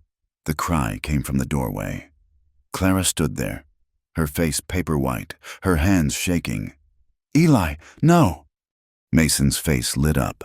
It was a terrible, triumphant sight. Clara, my dear, you look rustic. This is what you left me for, a shack, a widower. He started toward her. Come along. You've caused me a great deal of trouble. Eli moved. He did not raise the rifle. He simply stepped to the side, his body completely blocking the doorway. A solid wall between Mason and Clara. You're not touching her, he said. Mason stopped. His smile faded, replaced by a cold annoyance. Mr. Ward, I am a U.S. Marshal. You are obstructing justice. Step aside. You're lying. Clara's voice was a whisper, but it was clear. She stood behind Eli, her hand gripping his shirt. I never stole $500. I took $20. It was the money you owed me, the money I earned. You told me I was free. Silence, Mason snapped, his polite mask slipping. You'll speak when you're spoken to, in a courtroom. I saw the bruises on her when she got here, Eli said, his voice a low, dangerous rumble. The ones you left. We had a disagreement, Mason said smoothly. She is my property, in a manner of speaking. The law is on my side. I don't care what paper you have, Eli said. I'm looking at the truth. And the truth is, you're a bully and a liar. He raised the rifle, the barrel settling on Mason's chest. You have about 10 seconds to get off my land. The 3 hired guns shifted, their hands moving to their holsters. Eli, no! Clara shrieked, clutching his arm. Don't, please don't! He'll kill you! Don't die for me! I'm not worth it! Eli did not look at her. His eyes were locked on Mason. I've already died once. Clara, he said, his voice soft, meant only for her. When Sarah died, I died. I was just a ghost. Walking around, you brought me back. He looked at Mason. I'm not dying again, and I'm not letting you take her. The standoff was absolute. The cold, muddy clearing was silent, save for the wind in the pines and the snort of a horse. Mason's gray eyes met Eli's hard, dark ones. Mason was a man of the law, but Eli was a man of the mountain, on his own land, with a rifle in his hand and a look on his face that said he had absolutely nothing left to lose. Mason, for all his arrogance, was not a fool. He was not going to get shot over this. Not today. He slowly raised his hands, a placating gesture. Easy, rancher, easy. You're making a grave mistake. The mistake was you coming here, Eli said.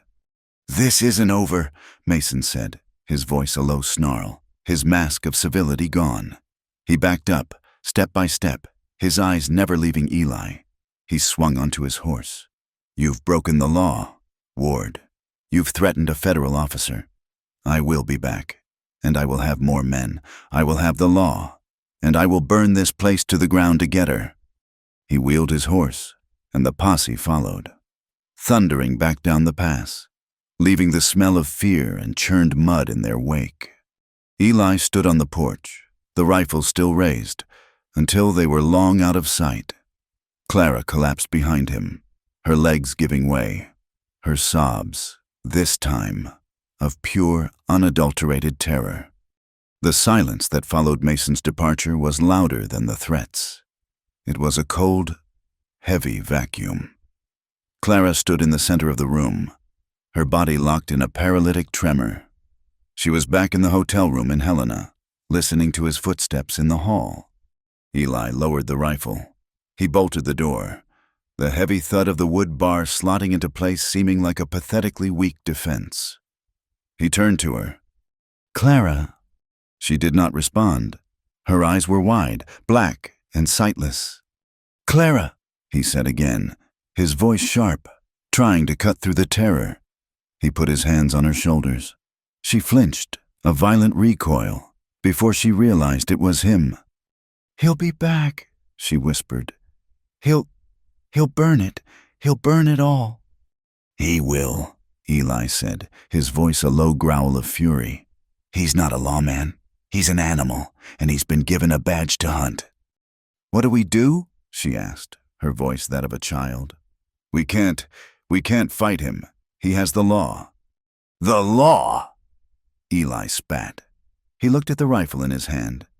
There's the law, and there's what's right. But he's right about one thing. He'll bring more men. We can't fight a posse, not head on. He was thinking. His mind was racing. Not with fear, but with a cold, clear rage.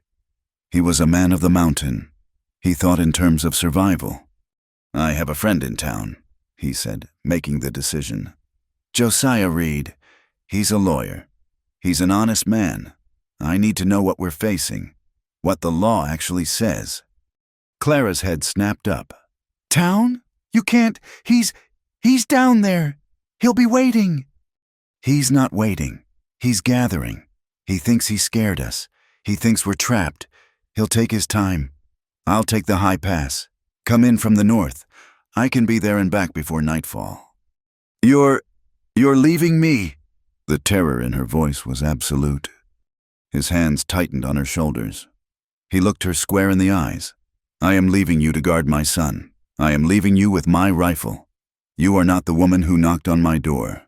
You are not a victim. Clara, you are a survivor. You bar this door behind me. You load the rifle. You don't open it. Not for anyone but me. Do you understand? She stared at him. His strength a physical thing, pushing back her panic. She nodded, her chin trembling. Yes, I will be back before the sun sets, he said. He kissed her, hard and fast. It was not a kiss of love. It was a brand, a promise. He checked his pistol, shoved a box of cartridges into his coat pocket, and was gone. She heard the heavy, fast hoofbeats of his roan fade down the pass. She was alone. She slid the heavy bar into place, her heart hammering. She picked up the rifle. It was heavy, but she held it. The ride to Willow Creek was treacherous. Eli pushed the roan, taking paths that were little more than goat trails, his mind churning. He hated leaving them. He hated leaving Luke, but he was fighting for them now, and he had to use the one tool Mason had claimed, the law. He left his horse at the livery, his eyes scanning the muddy street. He saw no sign of Mason or his men. They were likely at the saloon, drinking and bragging, building their courage. Josiah Reed's office was a small, unassuming clapboard building between the land office and the assay. Reed was a man in his 50s, with wire-rimmed spectacles and a patient, weary face. He had known Eli for 10 years, had handled the deed on his ranch, had filed the paperwork on Sarah's death. He was, perhaps, the only man in the valley Eli trusted. Eli, Reed said, surprised. He stood up from his paper-strewn desk. I didn't expect to see you. The pass is barely open. Josiah, I have trouble. Eli didn't waste time. He stood in the middle of the room, his hat in his hands, and laid it all out. The woman, the blizzard, the brothel, the escape, and the U.S. Marshal named Mason. Josiah listened, his expression growing more grave. When Eli finished, the lawyer was silent for a full minute, tapping his pen against his desk. A marshal's badge. Josiah said finally. That's the iron in this. Eli, it's not about what's right. It's about what's legal. He's using it as a shield, Eli growled. He beat her. He's a slaver. I believe you, Josiah said, holding up a hand. I do. But the law's murky. This contract she was under, unenforceable, illicit. The court wouldn't touch it. But he's not charging her with that. He's charging her with theft, $500. She says it was 20, and it was owed to her. That's duress. Josiah nodded. A fine defense, if you can get a judge to listen. But Eli, he has a badge. He can claim federal jurisdiction. He can walk into your cabin, declare her a fugitive, and take her. If you resist, you've threatened a federal officer. You've obstructed justice. He can have you arrested. He can take your land. He can take your son. The words hit Eli like a physical blow. He saw it all. Mason wasn't just coming for Clara. He was coming for everything. So what do we do? Eli asked, his voice low. We run. You can't, Josiah said. He's a marshal. He can telegraph every town from here to San Francisco. She'll be hunted. No, you have to prove he is the one breaking the law. You have to prove he's a fraud. And how do I do that? Find someone who knows him, someone from Helena who can testify to his appetites, someone who saw him strike her, or prove that badge is false. But Eli. The lawyer leaned forward, his eyes full of grim honesty. That takes time, and you don't have it. If he comes to your door, you have no legal standing to stop him, none. Eli stood there, the full, crushing weight of his helplessness settling on him. He had run from his grief, and now he was running from a law that was blind. He's not taking her, Eli said. It was not a boast. It was a statement of fact. Then God help you, Eli, Josiah said, because the law will not. Eli left the office, the afternoon sun feeling cold. He rode out of town, his mind a dark, cold place. He had no answers. He had only his rifle. Back at the cabin, Clara was falling apart. She had paced. She had held the rifle until her arms ached. She had checked on Luke, who slept, blissfully unaware. With every passing hour, her terror grew. Eli had been gone for 4 hours. It felt like 4 years. She looked around the cabin, the clean floor, the bright windows, the rocking chair she had used to sing Luke to sleep, the bearskin rug where Eli had. A sob tore from her. This was a home. She had, for the first of her life, felt safe. She had felt wanted. And now Mason was coming to burn it. She replayed his words. I will burn this place to the ground. She looked at Eli's possessions, his father's tools on the wall, the small, carved pine bird his wife had kept on the mantel. She looked at the cradle. Mason would not just take her. He would destroy Eli. He would destroy this life Eli was so painfully, bravely rebuilding. He would destroy it all because of her. She was the poison. She was the fugitive. She had run from Mason to save herself. Now, she had to run from Eli to save him. The decision was a cold, sharp blade in her gut. It was the only thing she could do. If she was gone, Mason would have no reason to fight Eli. He would hunt her, but Eli and Luke would be safe. Her love for him was so fierce, so new, it demanded she sacrifice it. She moved with a desperate, frantic energy. She could not write a note. She could not explain. She just had to go. She pulled her old, patched shawl around her shoulders. She went to the stores of food she had so carefully managed. She took a hunk of bread, a small piece of dried meat. She shoved them into her satchel. She looked at the rifle. She couldn't take it. It was Eli's. Her hand went to her boot. The knife was still there. It was her only defense. She went to the cradle. Luke was awake, his dark eyes staring up at her. He made a small, happy, gurgling sound. Clara's resolve shattered. She fell to her knees, her hand clutching the side of the cradle. "Oh, little man," she wept. her tears splashing onto his blanket. "I'm so sorry, I'm so sorry." She leaned in and kissed his forehead, breathing in his sweet, milky smell. "Your papa, he's a good man. He's the best man. You be good for him." She was sobbing, her heart ripping in two. To leave him, it was like tearing off her own arm. But to stay and watch him be caught in the fire, that was worse. She stood. She wiped her face. She looked at the cabin, her home. One last time. She pulled the heavy bar back from the door. The sound was deafening in the quiet. She slipped outside, pulling the door shut behind her. She did not run toward town. She knew Mason was there. She ran up the mountain, toward the high, snow-choked passes. She would lose herself in the wilderness. It was the only way. Eli pushed the roan, his heart a cold knot of dread. The lawyer's words echoed in his head. "You have no legal standing. He can take her." He was a mile from the cabin when he sensed it. The quiet.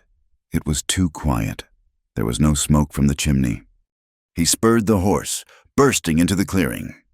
The door, it was ajar. "No," he whispered. He leaped from the saddle before the horse had even stopped, his pistol in his hand. He slammed the door open. "Clara!" The cabin was empty.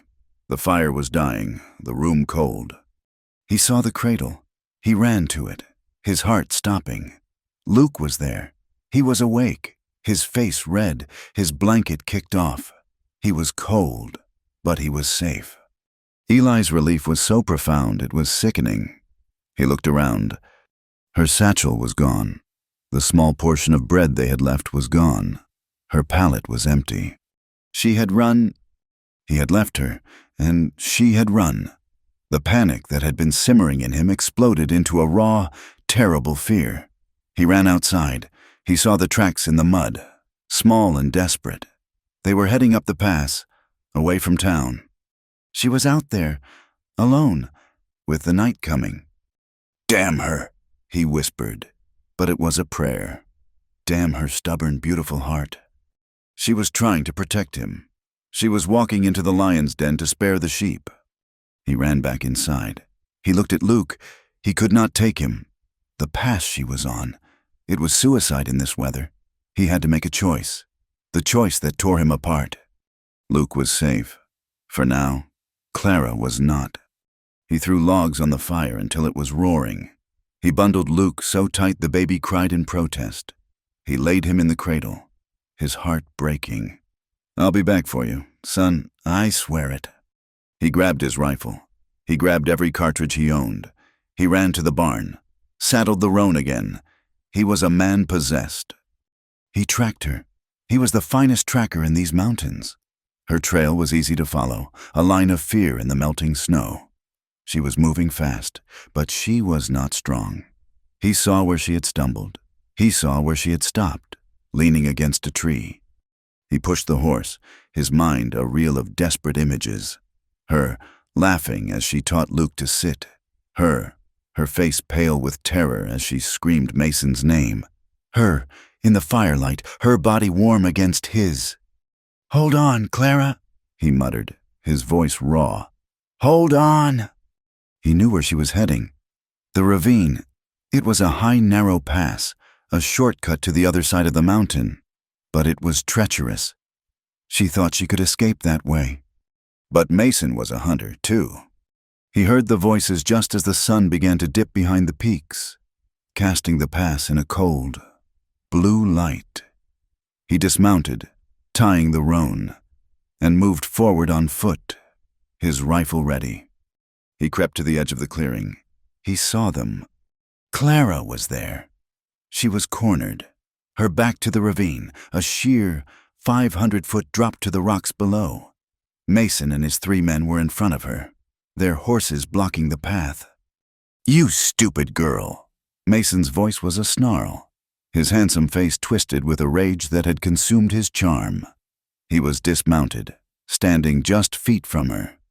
"Did you think you could hide from me? You've cost me time. You've cost me money. And you embarrassed me." "I have no money for you," Clara said, her voice shaking. But she was standing tall. I have nothing. You have yourself, Mason said, and you'll pay for the rancher's little stand. You'll pay for all of it. He lunged, grabbing her by the hair. He yanked her head back, her body arching in pain. She screamed.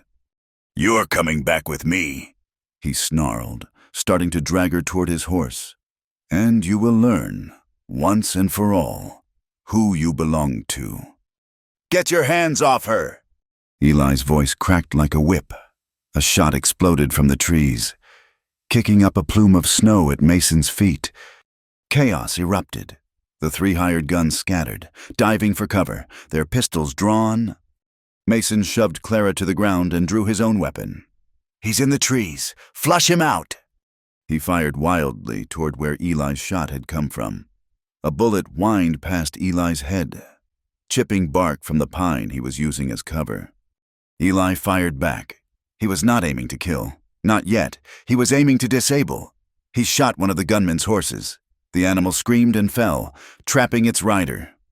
Another shot from Eli, and one of the hired guns cried out, grabbing his shoulder, his pistol falling into the snow. He's just one man, Mason roared. He saw Eli's position.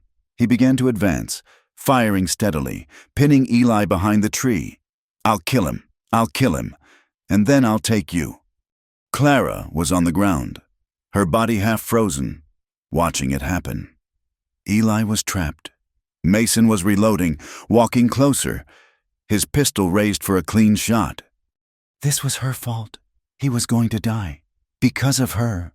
A rage, cold and pure, unlike anything she had ever known, washed through her. She was done running. She was done being afraid. As Mason passed her, his eyes on Eli's position, Clara moved. She pulled the knife from her boot. It was a small, 3-inch blade.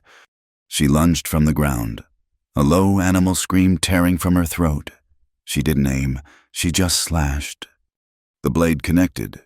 It caught Mason across the face, a deep, burning line from his cheekbone to his jaw. He screamed. It was not a sound of anger. It was a high, thin sound of pure agony and shock. He dropped his pistol, his hands flying to his face, blood pouring through his fingers. He stumbled back, his handsome features ruined. Eli saw his opening. He burst from cover. He did not fire. He ran straight at Mason, swinging his rifle like a club. The heavy wooden stock connected with Mason's temple with a sickening, solid thud. Mason's eyes rolled back in his head. He crumpled to the snow, unconscious, his blood staining the white. Silence. The 2 remaining gunmen stared. One was wounded. The other had his hands raised. They were hired men. This was not their fight. Not anymore. Drop the guns, Eli said, his voice a low growl, his rifle now trained on them. We're done, mister, one of them said, tossing his pistol away. We was just paid. He said he was a marshal. Hold it, right there! Drop the rifle! Ward! A new voice. Eli froze. Sheriff Brody stepped into the clearing, his shotgun leveled. He had 2 deputies with him. He had followed the sound of the gunfire, his mind already primed by the strange rumors coming from Reed's office. He took in the scene, the wounded man, the other with his hands up, Eli, breathing hard, his rifle trained on them, the unconscious man, his face a bloody ruin, and Clara, on her knees in the snow, a small, bloody knife clutched in her white-knuckled hand. God in heaven, Brody muttered. What happened here? That man, Eli said, nodding to Mason, is a fraud. He's been posing as a marshal. He's a trafficker. He came to my land, threatened to burn it. He hunted this woman. He's a liar, the wounded gunman groaned. He's a real marshal. He showed us the badge. Brody walked over to Mason. He knelt, turning the man's head. He saw the ruined face. He saw the expensive coat. He reached inside and pulled out the man's wallet and the badge. Brody looked at it. He ran his thumb over it. It's real, he said, looking at Eli. Or it's a discharge badge. He was dismissed from the service 2 months ago, in Cheyenne, for unlawful force and abuse of power. He pulled out the man's papers. The warrant for Clara was a fraud. The theft report was a lie. Brody stood. He looked at the hired guns. This man had no authority. You were aiding and abetting. He looked at Eli. He looked at Clara. He saw her, shaking, her face streaked with tears and dirt, the small knife in her hand. He saw the terror in her eyes, and the defiant rage. He saw the truth. He cornered me, Clara whispered, her voice breaking. He grabbed me. He was going to kill Eli. She dropped the knife as if it were on fire. Brody sighed. He put his shotgun under his arm. Tie him up, he said to his deputies. And these two, they'll all have a long time to think about it in my jail. The deputies moved. The tension broke. Clara looked at Eli. He was standing, his rifle lowered, his chest heaving. He was alive. The last of her strength fled. Her legs gave way. She pitched forward. Eli dropped his rifle and caught her. He fell to his knees in the snow, his arms wrapping around her, pulling her so tight he thought he might break her. He buried his face in her cold, damp hair. He was shaking. It's over, he whispered, his voice cracking. It's done. You're safe. She clutched at his coat, her sobs muffled against his chest. I ran, she wept. I'm sorry. I couldn't let him burn your home. I couldn't. He pulled her back, his hands framing her face, forcing her to look at him. His eyes were burning, his own tears tracking through the grime on his face. Listen to me, he said, his voice fierce. It's just a cabin. It's just wood. You are my home. Don't you know that by now? It's just a cold, empty box without you. Eli. I don't just want you to come home, Clara, he said, his voice breaking. I want you to make a home. With me. With Luke. I love you. She stared at him, the world spinning. She saw the truth of his words. She saw the desperation. She saw the future. She couldn't speak. She just nodded, a small, jerky motion. She collapsed against him, her tears of terror turning into tears of relief. He held her, his arms a shield, as the sheriff and his men led the darkness away. They rode back to the cabin in a daze, the adrenaline of the fight draining away, leaving a bone-deep weariness. Sheriff Brody and his men had taken Mason and the others, their dark shapes disappearing down the pass. The mountains were silent again, but the silence was different. It was not the silence of isolation. It was the silence of peace. Eli had retrieved Luke, the baby, safe and warm, had fussed at the disruption but was now asleep in Eli's arms as he rode. Clara rode beside him on the mare, her body aching, her hands raw from where she had gripped the knife. When they reached the cabin, Eli dismounted and helped her down. She was shaking so hard she could barely stand. He didn't let go of her. He held Luke in one arm and wrapped the other around her waist, half carrying her inside. He barred the door. The sound was not one of fear, but of finality. He was closing the world out. He gently placed Luke in the crib, his heart still hammering at the thought of leaving him. He turned to Clara. She was standing in the middle of the room, looking lost, a ghost in her own home. It's over, he said, his voice rough. Is it? She whispered. She looked down at her hands, still smeared with dirt and Mason's blood. He's gone, but I'm still me. He saw the shame that was already creeping back, a shadow more persistent than Mason. He had defeated the man, but he had not defeated her past. Go, he said, his voice gentle. Wash. I'll make the fire. He built the fire high, the flames a bright, roaring defiance against the cold. He heated water. Clara washed herself at the basin, scrubbing her skin as if she could scrub away the memories. When she was done, he handed her one of his own shirts, clean and smelling of pine soap. He took her stained, torn dress and, without a word, tossed it into the fire. She watched it burn, the fabric curling into black ash. It was the last piece of her old life. She was free, but the word felt foreign, a language she did not speak. She had been property for so long. She did not know how to be a person. She sat on the bearskin rug, her knees drawn to her chest, wearing his shirt, and watched the flames. What happens now? She asked the fire. Eli sat beside her, not touching, just present. Now, he said, his voice quiet. We live.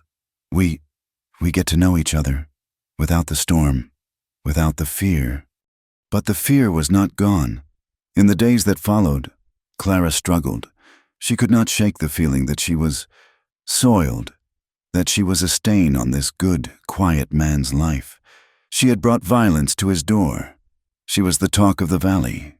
She thought with a cold dread, the rancher's shameful woman.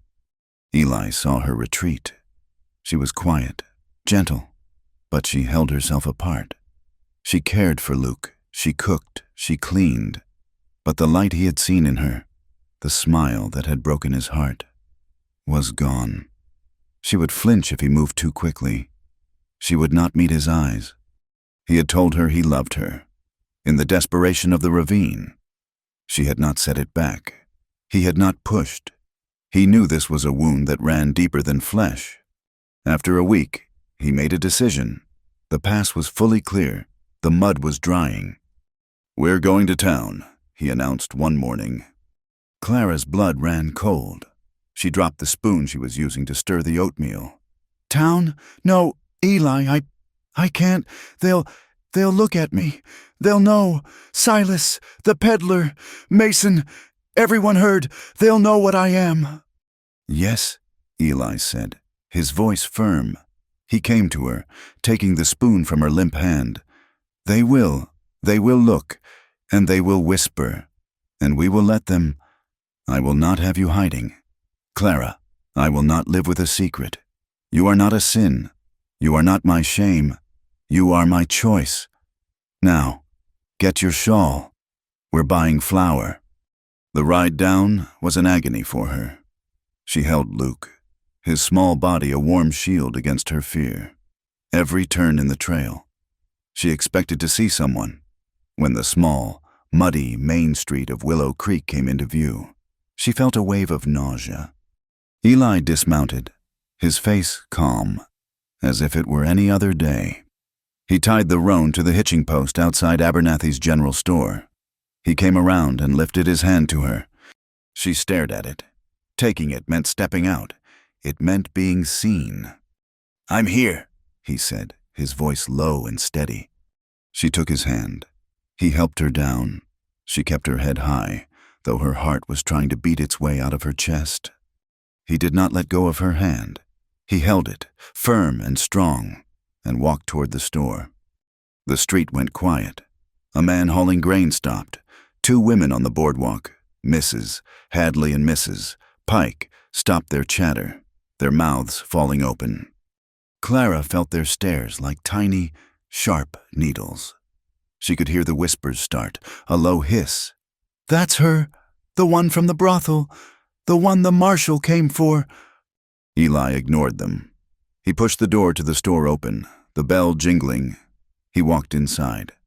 Clara still clutching his hand, Luke in her other arm. The store was warm, smelling of coffee beans, leather, and dust. Mr. Abernathy, the proprietor, was behind the counter. He looked up, and his professional smile froze. Mrs. Hadley and Mrs. Pike had followed them in, unable to resist. They stood by the fabric bolts, their faces masks of judgment. Mr. Ward. Mr. Abernathy said, his voice strained. Abernathy. Eli nodded. He grabbed a sack of flour. Need flour, coffee, and I need thread, blue, and some sugar. He was acting normal. It was so normal. It was terrifying. Mr. Ward, Mrs. Hadley said, her voice sharp and righteous. She could not help herself. I must say, we are, all of us, very concerned to see you harboring this woman. The store went dead silent. Clara flinched, as if struck. She could feel the blood drain from her face. Eli slowly turned. He did not raise his voice.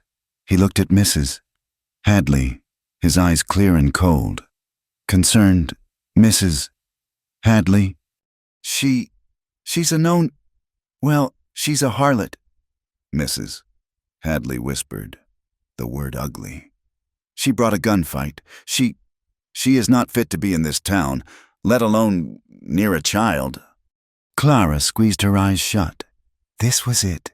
This was the brand. This woman, Eli said, his voice quiet, but it filled the store. Walked through a blizzard to save her own life. She nursed my son when he was sick. She saved my life from a man who was a liar and a brute. She has shown more courage and more decency than anyone I have ever known. Her name is Clara Wynne. She is my choice.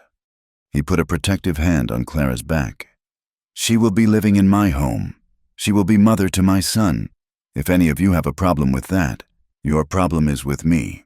But know this, I will not hear a word spoken against her. Not now, not ever. The silence was profound. Mrs. Hadley was white, her mouth opening and closing. A woman stepped out from the back of the store. It was Mrs.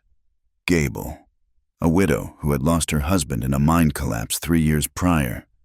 She was thin, her hands chapped, but her eyes were kind. She had been quiet, picking at canned tomatoes. She walked past Mrs. Hadley. She stopped in front of Clara. Clara tensed, expecting another blow. Mrs. Gable looked at Clara. She looked at the bruises, now faded to faint yellow stains. She looked at the raw fear in her eyes. Then she looked at the baby. He's a fine boy, Mrs. Gable said, her voice soft.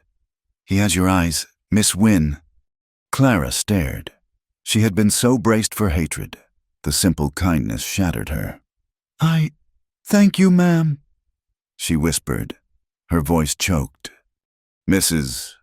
Gable gave a small, firm nod. A nod of understanding. Not of judgment, not of pity, just acknowledgement. Woman to woman. She turned to Mr. Abernathy. I'll take these tomatoes, please. The spell was broken. Mr.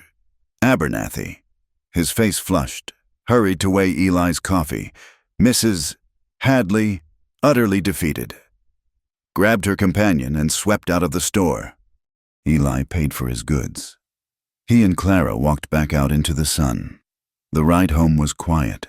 As they reached the high pass, Clara finally spoke. They hate me. Most of them, Eli said, but not all of them. And the ones that matter, they'll come around. The one that did matter, she just did. It was a start. It was the first stone in a new foundation. Spring arrived in truth. The snows vanished, leaving the land saturated in green. The creek roared. The air was soft. With the thaw came a change in Clara. The terror had been faced. The shame had been challenged. She began to claim the land. She found a small, neglected patch of earth near the cabin, where the sun hit just right. She took a spade and turned the soil. Eli watched her from the woodpile. She was planting.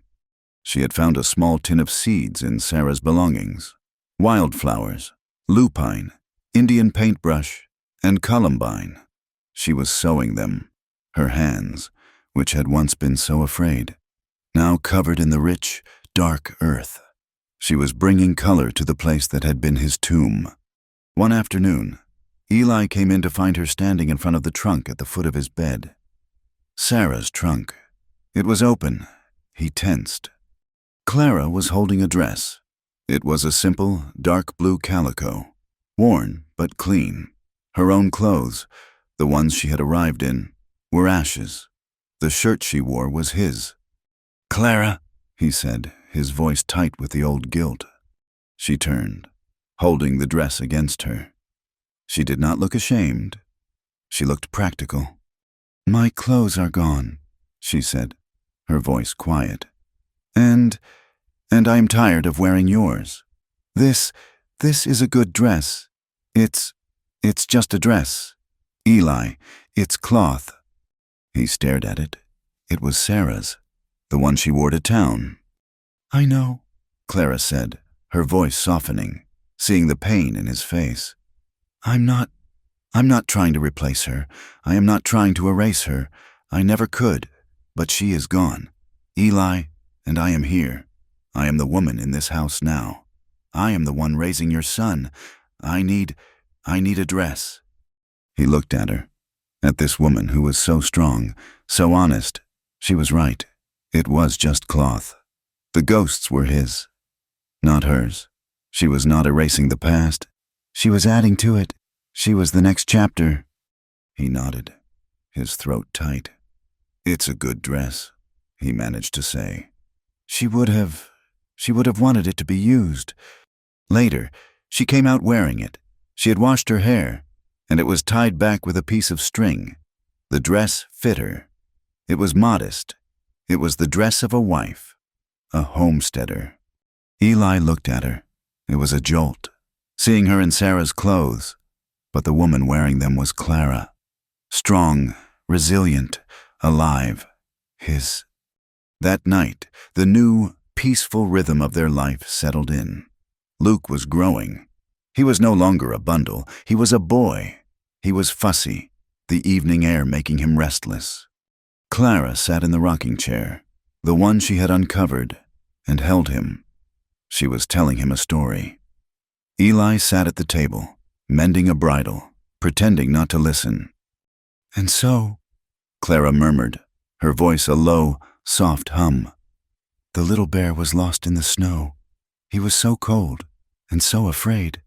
He thought the darkness would get him, but then he saw a light, a little, warm light in a cabin, and he knocked, and the big, gruff bear who lived there, he opened the door, and he let him in, and he was safe. Eli's hand stilled on the leather. He looked at her face, illuminated by the fire, her eyes soft, her voice full of a tenderness she had been denied her whole life. He felt a sting behind his eyes, a profound, aching gratitude that almost overwhelmed him. He had been the one who was lost. She was the one who had been the light. A few nights later, a spring storm rolled in. Not snow, but a cold, driving rain that lashed the windows and drummed on the roof. It was an intimate sound, sealing them in. Luke was asleep. The cabin was quiet. You never talk about her, Clara said softly, staring into the fire. Eli stopped. He had been staring at the same fire. Sarah. Yes, you told me. You said it was a loveless marriage. He sighed. The rain made confession seem easier. It wasn't hateful. It just wasn't. It was an arrangement. Her father's land bordered mine. It made sense. I respected her. She was a good woman, pious, but she was terrified. Of this land, of the quiet, of me, of being a wife. He finally spoke the words, the guilt he had carried for so long. When Luke was born, she was so afraid of the pain, of him, she just gave up. She turned her face to the wall and she let go, and I couldn't stop it. I couldn't save her. Clara moved from her stool, kneeling on the rug beside his chair. She took his large, calloused hand in both of hers. You didn't fail her. Eli, you couldn't save her from her own fear. No one could have. He looked at their joined hands. And you? Your past? She nodded, the shadow returning to her eyes. It's always there. I feel dirty. I wake up at night and I can still smell the perfume and the whiskey. I wonder if I can ever be clean. You are clean, he said, his voice fierce, turning his hand to grip hers. You are the cleanest, strongest person I have ever known. She smiled, a small, sad smile. Then her face clouded. Eli, I'm afraid. Mason's in prison. Clara, he's never getting out. No, she whispered, her eyes filling with tears. Not of him, I'm afraid. Of this. She placed her other hand on her own stomach. Of having a child. What happened to Sarah in that bed? The blood, the pain, the dying. She looked at him, her eyes wide with a terror that was deeper than Mason. I can't, Eli, I can't. I'm so afraid. I can't bear to have another child. I think it would kill me too. The confession hung in the small, warm room, raw and terrifying. Eli looked at her, at this woman who had survived so much, only to be haunted by the one thing that was supposed to be a joy. He saw her fear. He did not see a failure. He saw a wound. He took her hand from her stomach. He held it. He nodded at the cradle, where Luke was sleeping peacefully. Clara, he said, his voice thick with an emotion that was not pity, but love. We already have one. Her breath hitched. A sob of pure, unadulterated relief broke from her. He was not angry. He was not disappointed. He was accepting. He was loving her, all of her past, her fears, everything. She leaned her head against his knee, and he stroked her hair. That night, when they came together in the bed he had once shared with his wife, it was not the frantic, desperate passion of their first time. It was slow. It was deep. It was healing. It was the quiet, profound intimacy of two people who had no secrets left. She lay in his arms afterward, the rain tapping on the roof. I have never, she whispered into his chest, never in my whole life felt safe, until you. The next week, Eli was outside, sawing and hammering. He was building something. He brought it in, his face proud. It was a crib, not the rough-hewn cradle, but a real, permanent crib, sanded smooth from pine, sturdy and strong. Clara's eyes filled with tears. She touched the smooth wood. While he had been building, she had been stitching. She went to her basket and pulled out a small, soft blanket. In the corner, in the blue thread Eli had bought, she had embroidered a name. Luke Ward. They were a family, but there was one last thing. A few days later, Eli laid out paper and ink on the table. Josiah sent word. Mason was convicted. He'll be in the federal prison in Deer Lodge for 20 years. Clara closed her eyes, the final chain breaking. And, Eli said, he sent these. He smoothed out two official-looking documents. This one is for Luke. Josiah says it's adoption papers, so he's legally yours, as much as he is mine. Her hand trembled. Mine? Ours, Eli said. And this one, he slid the second paper over. This one is for you. A petition to the court to change your name. She read the words, her vision blurring. Clara Wynne Ward. If you'll have it, Eli said, his voice thick. She looked up at him, this quiet, strong man who had seen her at her worst, who had fought for her, who had given her back her life. She couldn't speak. She just picked up the pen, dipped it in the ink, and signed her new name. That evening, the sun was setting, casting the valley in a glow of deep purple and orange. The wildflowers Clara had planted were blooming, a riot of red and blue by the porch. Eli sat in his chair. Clara sat in the rocker. Her head leaned back. Luke was asleep in his new crib, just inside the open door. The firelight flickered, warm and welcoming. It was quiet, the good, peaceful quiet of home.